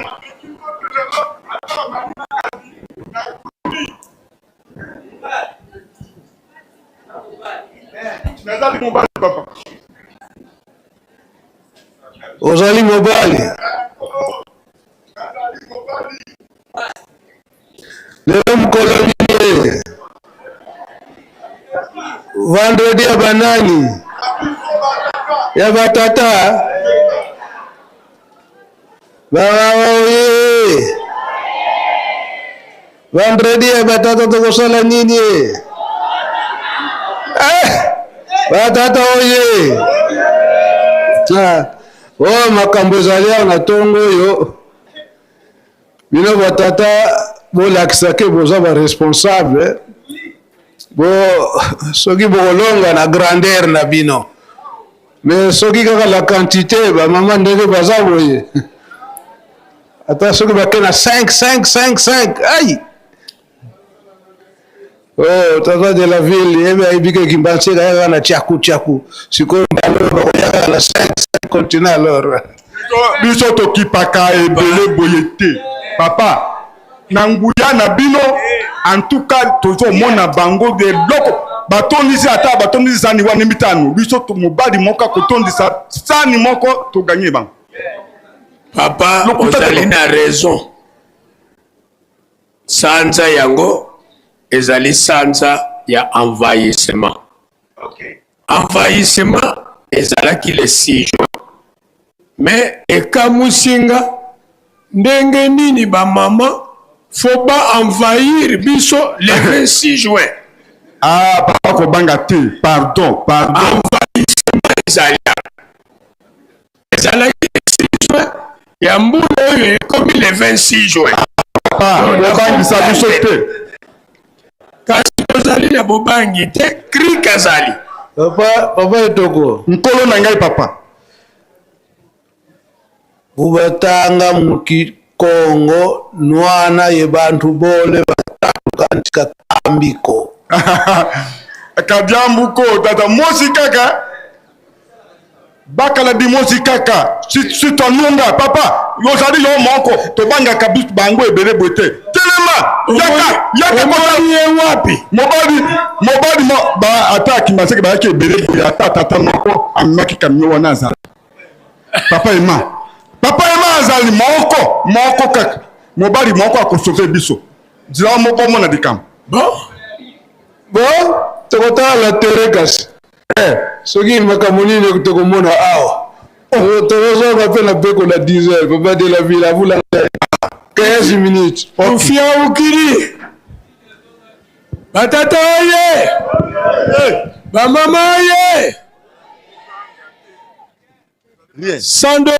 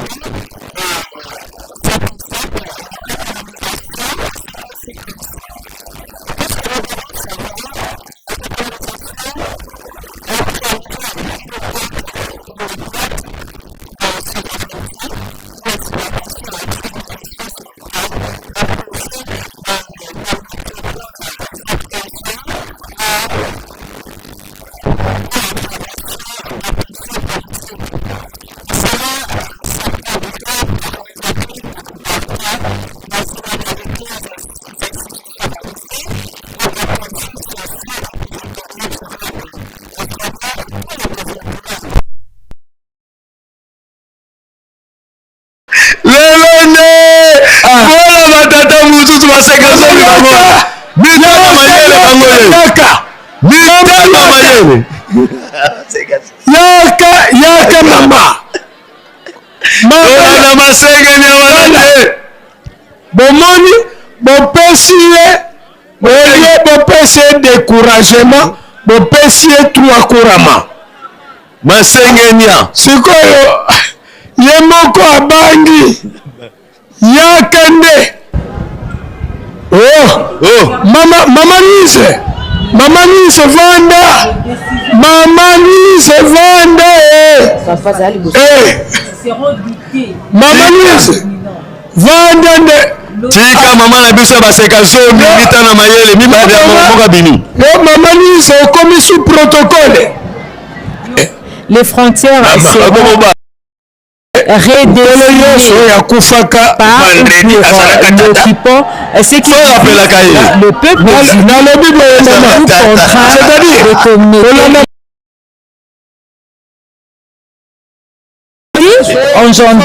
engendrant les conflits politiques et ethniques, la marginalisation. Les autorités traditionnelles et les dirigeants locaux sont soit destitués, soit réduits au rang de simples exécutants au service de l'administration étrangère. Analysant lentement et sûrement, minutieusement, nous allons comprendre les conséquences de la recolonisation. Sur le plan économique, l'on parle de la dépendance et l'extraversion. L'économie locale, bien sûr, est restructurée uniquement pour servir les intérêts de la puissance occupante. Les matières premières sont extraites pour enrichir la monopole étrangère et son développement industriel local. Donc, nous serons assujettis jusqu'à la moelle épinière L'on parle aussi de la spoliation de terre. Toute les terres fertiles, toutes les ressources du sol et du sous-sol seront confisquées aux populations locales pour être attribuées à des multinationales ou des colons. À part ça, l'on parle notamment de l'exploitation de la main-d'œuvre. Les travailleurs locaux sont soumis à des conditions de travail difficiles et sous-rémunérés pour minimiser les profits étrangers. Dernièrement, nous avons illustré le film de Kunta Kinte. Est-ce que la race noire, nous sommes là seulement pour servir les autres? Non. Non. Pour que nous puissions savourer le 3 quarts qui nous a été réservé, s'il vous plaît. Jacob en a eu qu'un seul quart. Et voilà ce qu'il en a fait. Il est allé trop loin. Inventer de fusées. Et tout cela, c'est parti par notre écriture, le Mandombe, écriture négro-africaine, que nous devons apprendre. C'est indispensable pour que l'homme noir puisse émerger. Nous devons apprendre l'écriture négro-africaine. C'est le début de toute invention. Papa Simon Kimbangu n'est pas un aventurier. Papa Simon Kimbangu est un être céleste. Il a accepté d'obéir à la loi de la nature en passant par la naissance à la mort. Tout être céleste, avant qu'il ne puisse visiter la terre des humains, il se soumet à la loi de la nature. Poursuivons en outre. Nous sommes sur le 3e plan, sur le plan social et culturel. Il y aura, outre des inégalités et ségrégations, les systèmes instaurent une dualité sociale. Les citoyens de seconde zone face à une classe dirigeante privilégiée, créant de fortes tensions et de discriminations institutionnelles. Il y aura en outre la culturation. La culturation, les langages, coutumes spirituelles et structures sociales de peuples colonisés sont marginalisées, voire interdites plutôt au profit de la culture de l'occupant. Aujourd'hui, la femme noire qui était respectée, elle fait recours à l'acculturation. Parce que quelque part, l'on parle de la mondialisation et que nous devons accepter que la culture africaine soit empiétinée. Non, ça, ce n'est pas notre identité. Alors, Nkamba, au cœur d'Afrique, Nkamba, là où Dieu vit, en toute plénitude, s'il vous plaît. Nous ne sommes pas enthousiasmés, c'est la réalité. Kamba, c'est la nouvelle Jérusalem. C'est bel et bien la nouvelle Jérusalem. Quand quelqu'un meurt, son esprit se dirige en Kamba. Ceux qui meurent, si les morts, s'ils pouvaient revenir et témoigner, en tout cas, mais le temps nous en dira plus. L'on parle aussi de violence et répression. Il y aura de résistance et de soulèvement de populations locales. Sont systématiquement reprimés, provoquant d'importants traumatismes et de pertes démographiques. S'il vous plaît, il est temps. Il est temps. Papa Simon Kimbangu avait déjà déclenché les courants d'indépendance. Nous n'avons accéder qu'à l'indépendance politique. Et cette indépendance politique ne se fait même pas montre. Grâce à nous. Car il y a ce qu'on appelle le néocolonialisme qui bat son plein.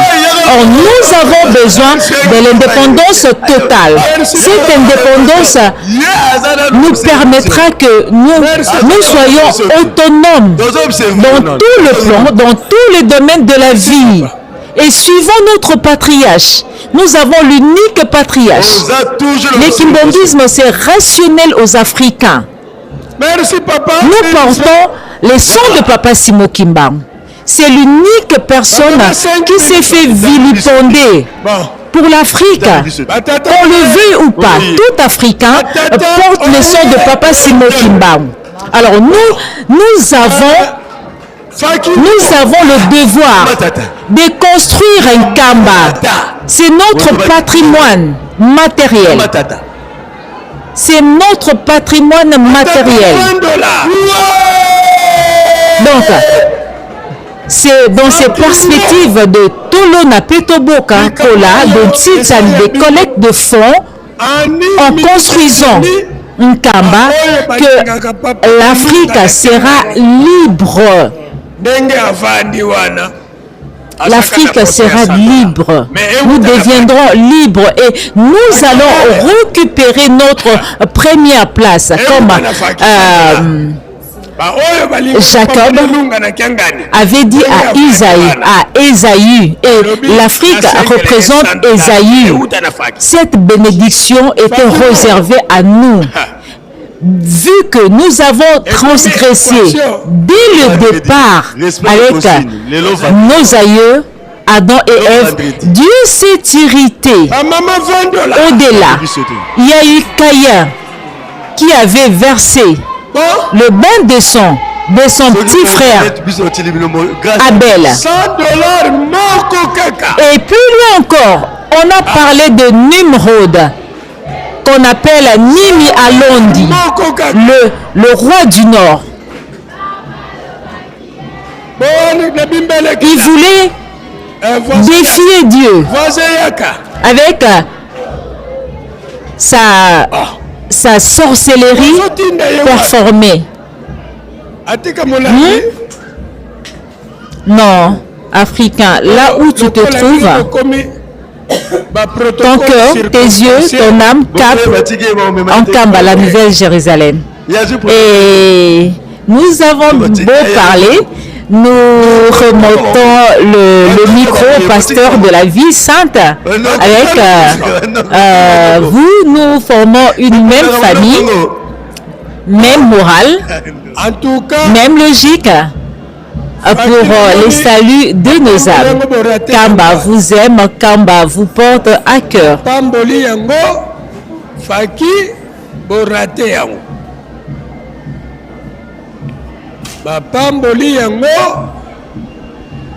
faki borate yango boye lenga bimbelekela ba mama bozala musala pana ya jardin na ba mama oyo kolinga koke kuna musala jardin akene kuna na bureau ya afki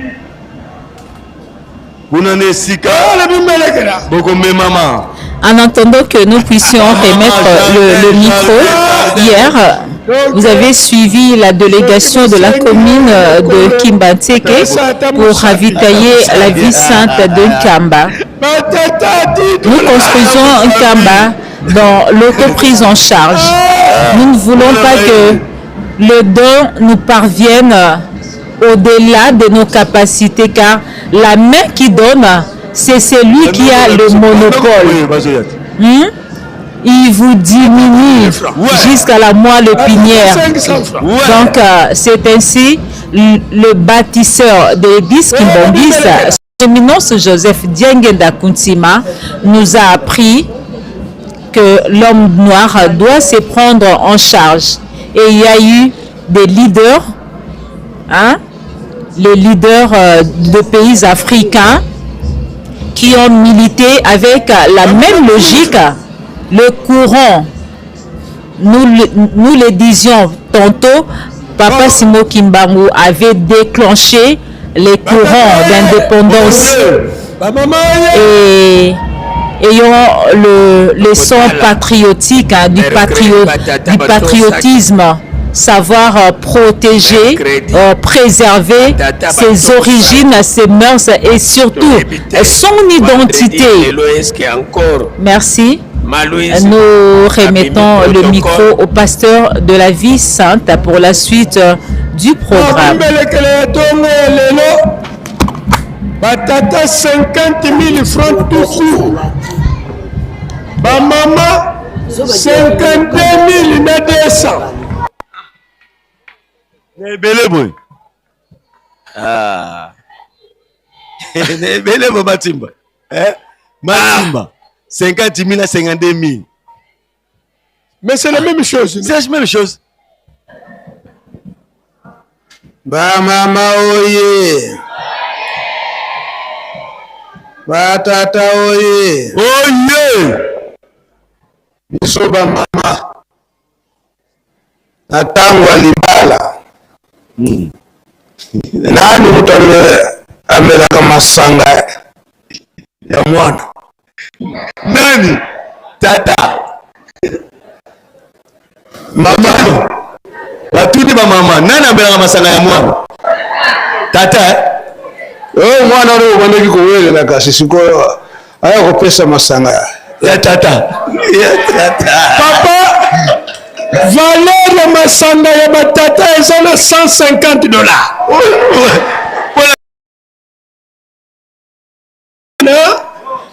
Telema biso batata tobongami po tomela masanga.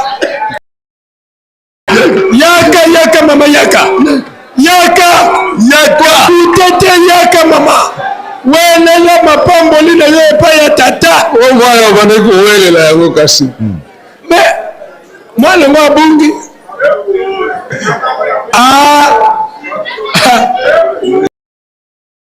Mama kasi ya kopesa masanga. Mwana azali yeyo. Yaka ko mwana ngo yeyo. Tata $150.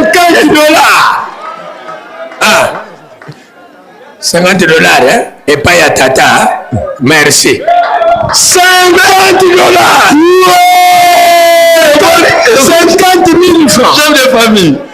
$50, hein? Ok, $50. $50. Voilà. Mwana mususu, hein? Mwana mususu. Azonga na ndaku. Mwana nyonso. Mwana azonga na ndaku yo. Mandeleni. Mandeleni azonga. Batata 2000 francs. Bakomona na Malawi. Totineke na Malawi. Mwana na biso yini. Mwana batata $100. Original.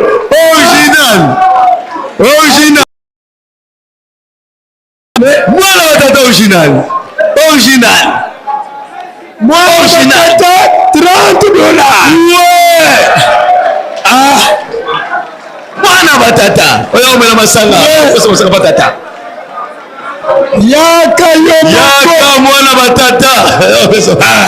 Yaka masanga batata. Tata alingaka fanta ya mulanga ya munene. Masanga kaka. Poto pesa boka koswa. Kozo sala kaka. Mwana moko atikali.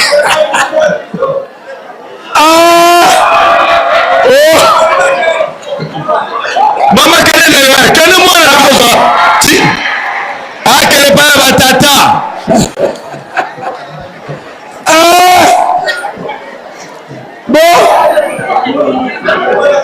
Mwana moko atikali wabandeki kuwelela kana zozela. Mwana tozozela yapesa masanga tatawa. Yapesa mwana masanga batatawa.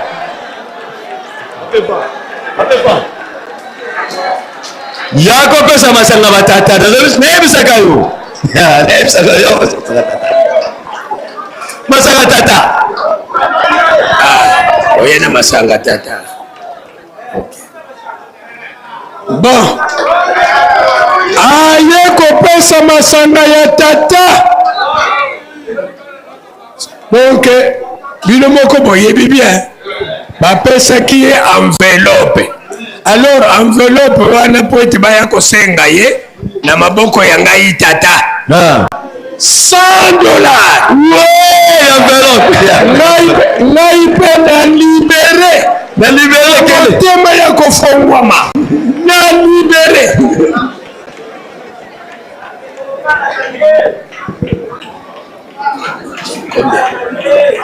Batata 1000 francs. Ouais. Bon, t'as gagné. Donc, comptabilité. Hein? Comptabilité.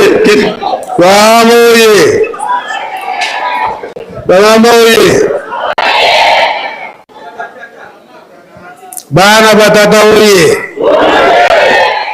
Bosema mapambo lipo batata. Papa basi basui. Baya. Nanu kutu basengi te tofuli. Yako zo mapambo liao. Mwana batata yaka.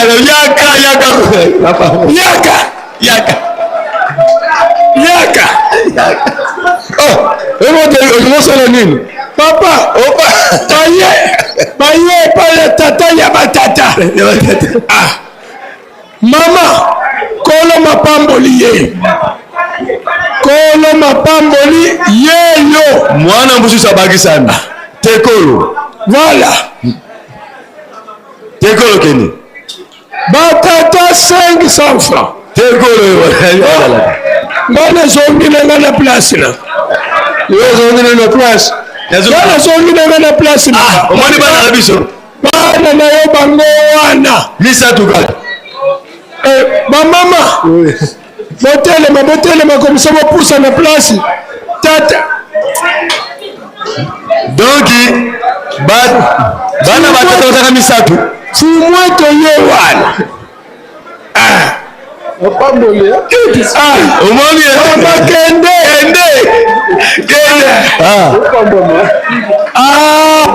Tango baloba tata chef de famille. Omoni. Voilà. Merci. Papa. Batata oye. Ah, pe boza opambola bana, opesa bango mabota. Papa.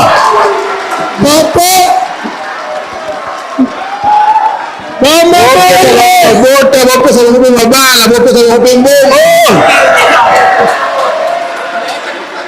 Please. Mama moye. Papa boli please. Mama moye. Ndenge basali ndenge wana. Oyo nanu bamonani te.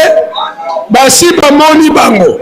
Bao bakosala na posa ya bana. Oyo mema kolinga kobota 250. Abota kaka. Mais aye bala conjoncture. Abota kaka. Meme. Conjoncture kaka. Bon, mwana niete bana balongisi batata. Voilà. Kobotelengi. Oya kulinga kobota meme 250 bana. Abota kaka. Conjoncture kaka. Esoki. Pamoli bana na biso. Pamoli bana na biso. Ozomo.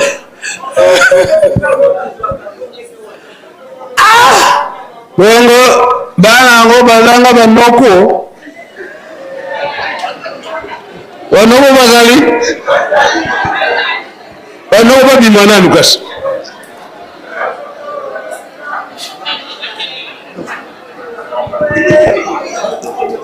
Banoko ba egoïste.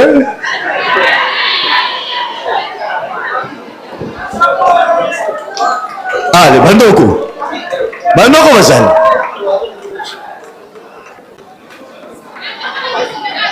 Ye kutu mwana na biso ya original sani yango wana.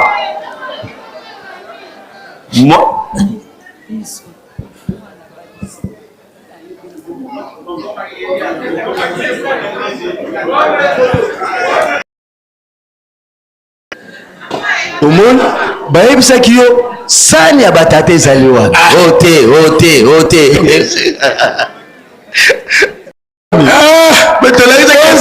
Papa, koya koluka mapamboli. Ye jeune fille papa oui bana. Ye moko papa là. Donc conjoncture. Azala. Bon, voilà, bah, ça va, salle de classe.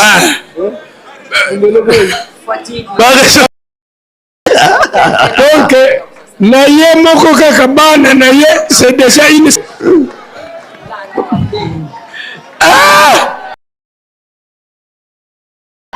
Mobali moko. Asikola libota.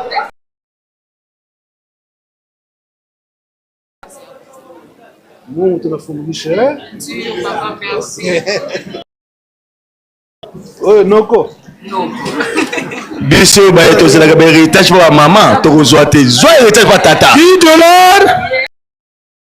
Tata ko tukilo lupangu.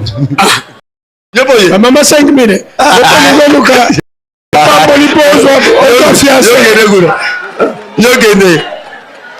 Papa, sikoyo na ebite nyene mulai. Ako luka ba ko pambo. Nene ko pambo.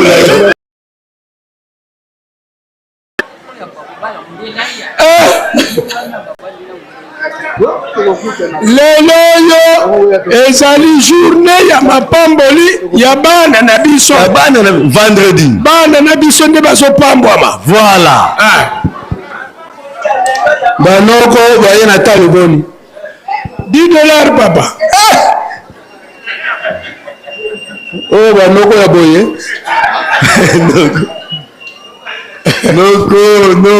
Bon. Emonani penza ke bana balingi batata na bango. Bana motema moko. Soki ndengo wana te batata bisi bapolaki na bango kala. Bana na biso. Kobote elengi. Kasi bopesa kape mapamboli. Oui, basui déjà. Basui yango de. Yinge takolo. Basui. Oh, allez, faki. Malgré lati vert blanc ya.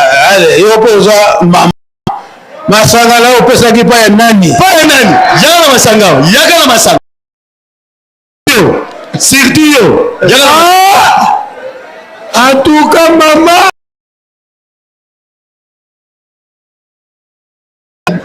Yaga na masanga. Na masanga na wana. Opesa ipa nani? Yaka na masanga. Yaga na masanga. Lelo yo. Tomela masanga te. Yaga na masanga. Voilà. Papa. Kende pa ya papa. Akatika masanga na ye. Talaka biso tofandi na biso na mboka. Biso tofandi na biso na mboka. Akenda kimboka je. Yalu. Ba peti ya lunguila.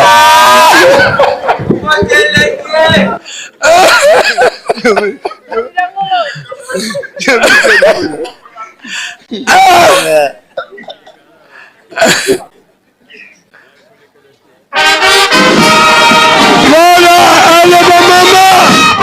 Non sopana.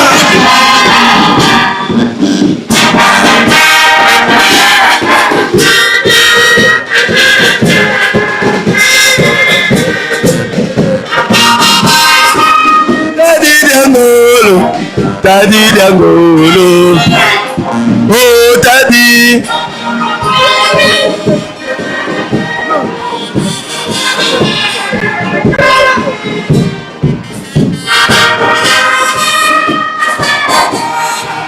Tadi Dangolo.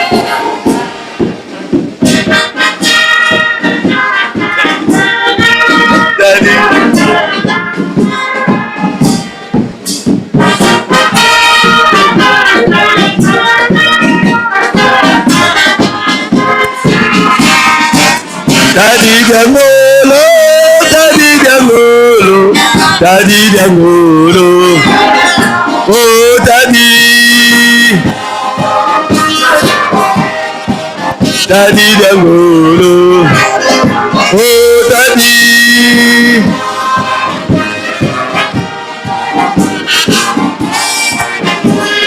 Oh Tadi.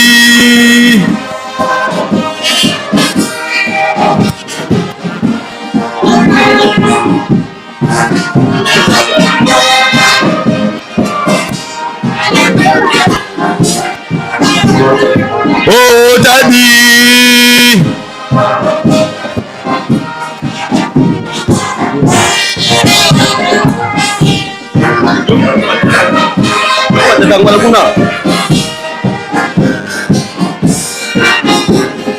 Oh Tadi.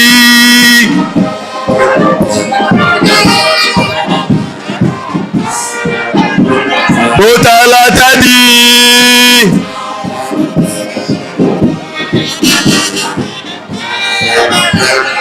Oh Tadi. Oh ya, jaka. Oh ya.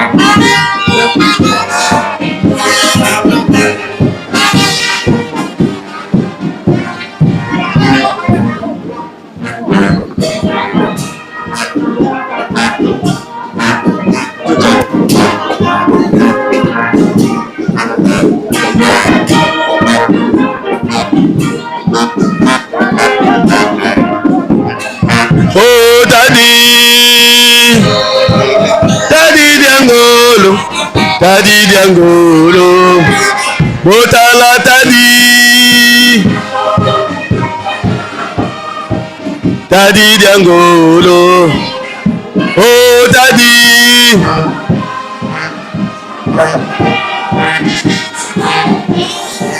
Mulungu batata ngala kuna. Kuta mulungu batata.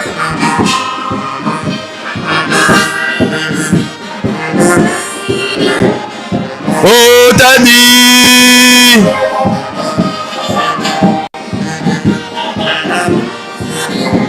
Botala Tadi. Tadi Diangolo. Oh Tadi.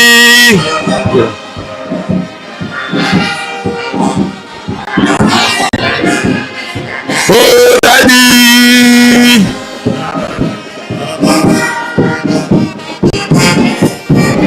Bana ya Kafuma, opération Babrique. Bana ya Kafuma, nenge toyebi programme na semaine moko 2 fois, mercredi na vendredi. Bona Babrique Kafuma. Oyo bakoye na beko, boye na beko. Bamisusu tozala kuna na Babrique. Oh Tadi.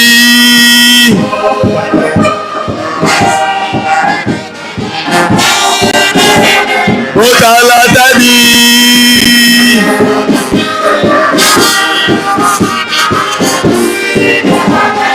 Oh Libanga. Libanga makasi. Oh Libanga.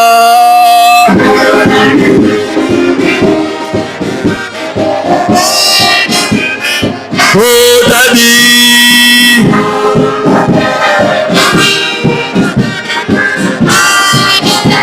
Botala Tadi.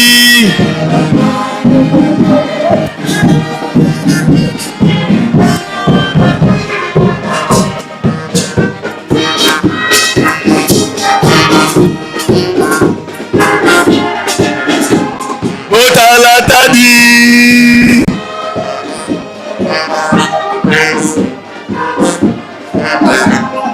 Oh Tadi. Tokozonga wana 10h. Tokozonga na 10h.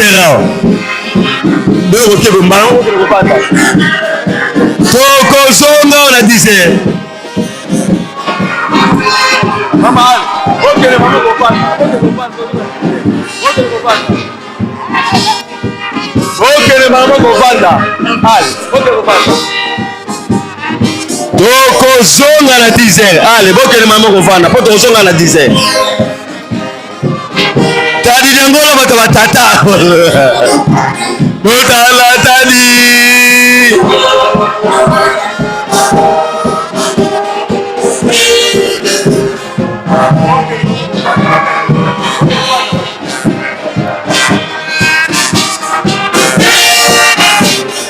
botani tadi dangolo olibanga libanga makasi kolo Yesu libanga makasi botalatani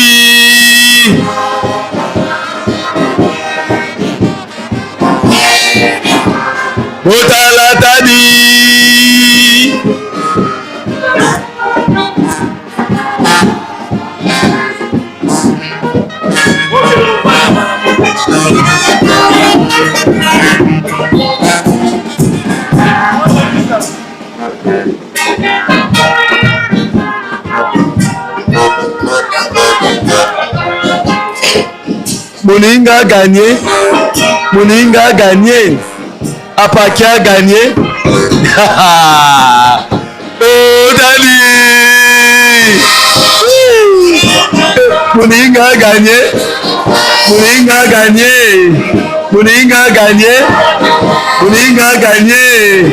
Apakia gagné,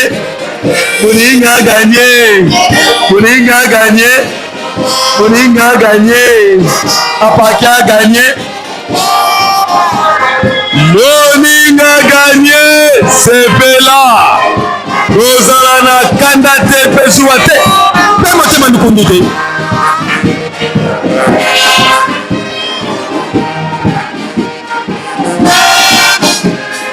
Oh Dani.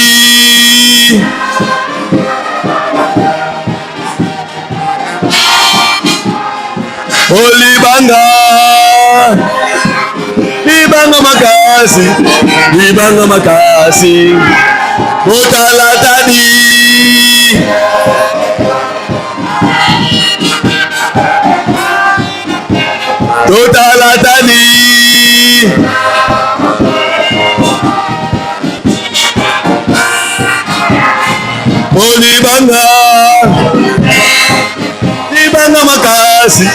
libanga makasi oh Dadi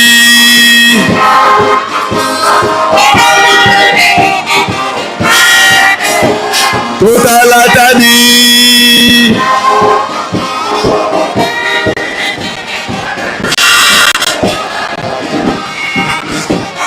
bana ya Kafuma bana misala champion des champions mosala ya mabrike Kafuma melo vandeli Kafuma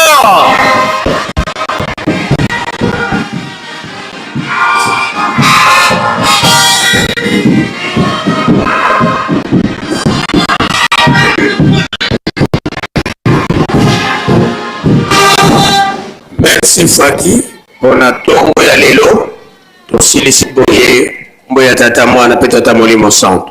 Amen. Tobondela nkombo ya tata ya mwana pe tata Molimo Santo. Tata Nzambe nkolo Yesu papa Simo Kimbangu to pesi bino lokumu na maye oyo bokosalelaka biso ntango nyonso ande bopesa bino lokumu bino bonde bobatelaki biso butu mobimba na mawa na bino oyo biso bopesi bomoi tomonani awa toya kozongisa bino matondi tolandi litei oyo euti mokanda tata Nzambe oyo ezali ete bilei na biso ya bomoi yango nde kobatela biso moi mobimba mosala na yo ya botongi emonani kolela ya bana bozali komona yango posa ya kosala ezali solo bino bolobaki yango ete mutu nyonso akosala mosala po ete akokozwa oyo akobika na yango tozali nde kolakisa bolingo na bino ya kosala misala mapamboli tozali kosenga soki bopamboli biso tokosala pe ya koleka yango tosengi tokoka kopambola mwana na yo moko moko esika tozali kozwila soki tozwi tokosala mpe ya koleka ngongo ekoki mpe tokota na misala esika tokende kosalela misala tosengi ete bozala na biso elongo botika biso te makama ezala te tala Yerusalemi oyo ezali kokota bato butu moi likambo mosusu nte tozokoyela ana kati na Yerusalemi toyebi ete yo Nzambe Papa Simoki Mbangu nde ozali awa epai ya tata eloko ezangaka te mwana na yo moko nyonso ozokosenga nde bolimisi oyo baza na nzela kokota mpe kobima tikete bombusaka bazali nde bato bopesaka bango bwana na mayele tala mpe oyo baza kowuta na mayema oyo mazali koleka na mokili bino moko boyebi toza kosenga kaka nde kinya soki totali na mikili ya mpoto bitumba oyo eza kobima kuna makila ya bato eza kotanga soki totali mpe na Afrique awa na mboka na biso RDC kuna na este kino lelo oyo kinya ezali te bobongisela biso na esika nyonso wana bana kolela ntango nyonso elanga ilo bazali ya moke ezali komona te bota ezali te soki bopesi biso bana nzela yo tata Simoki Mbangu bopesa biso bana botala mabunga na biso te na bino nde bokosalisa biso tala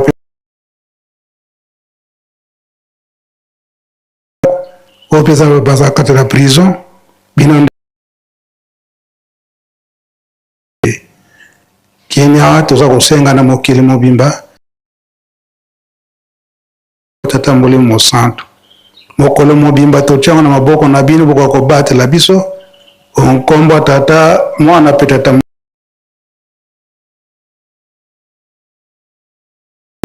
batata bobiki pa bamama bana babikisi bino bana babikisi kobotelengi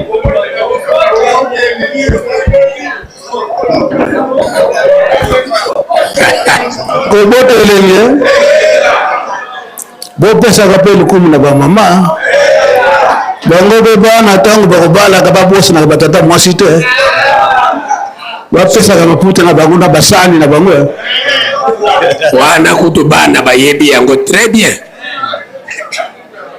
bana bayebi yango très bien bayebi yango très bien kaka nde bango batata mwasi bandimaka kaka te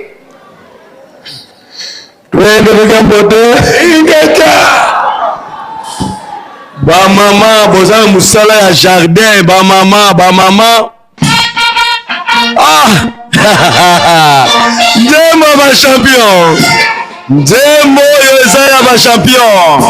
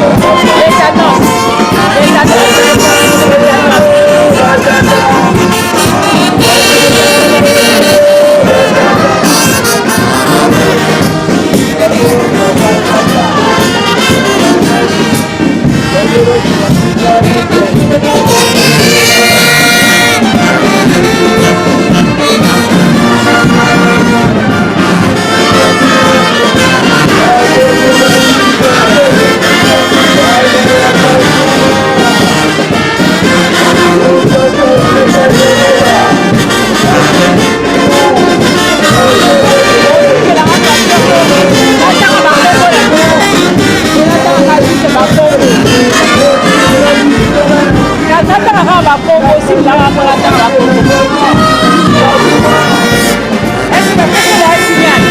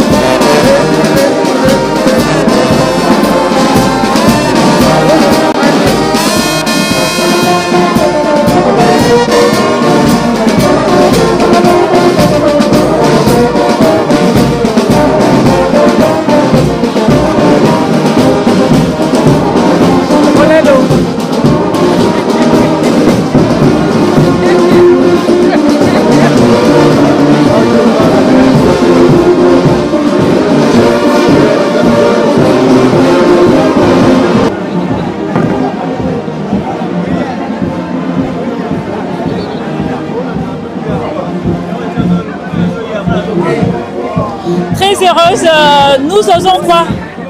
Nous avons partagé des moments de gaieté, des moments de divertissement. Un peuple sans histoire est un monde sans âme.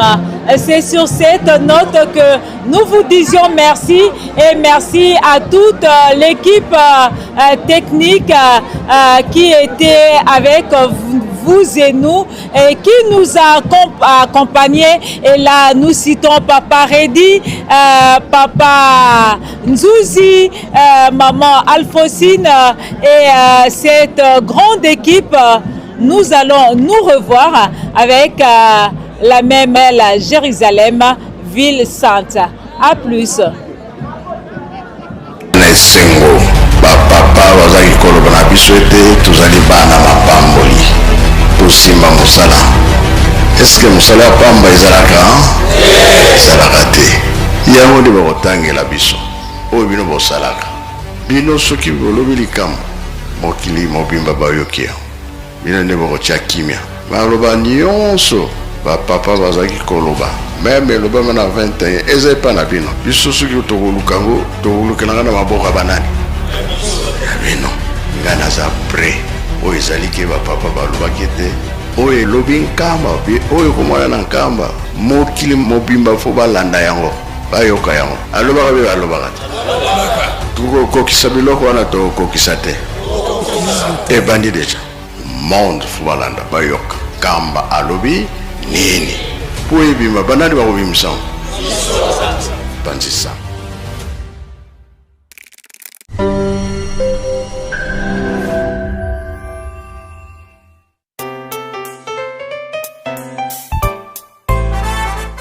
Bonjour à tous et bienvenue sur cette chaîne YouTube Presque Nkamba, une nouvelle chaîne créée officiellement pour vous donner l'actualité de Nkamba dans différents programmes comme l'émission Plateau des pèlerins, l'émission Opinion des visiteurs de Nkamba. Bref, toute l'actualité de Nkamba sera disponible tous les jours sur cette chaîne YouTube.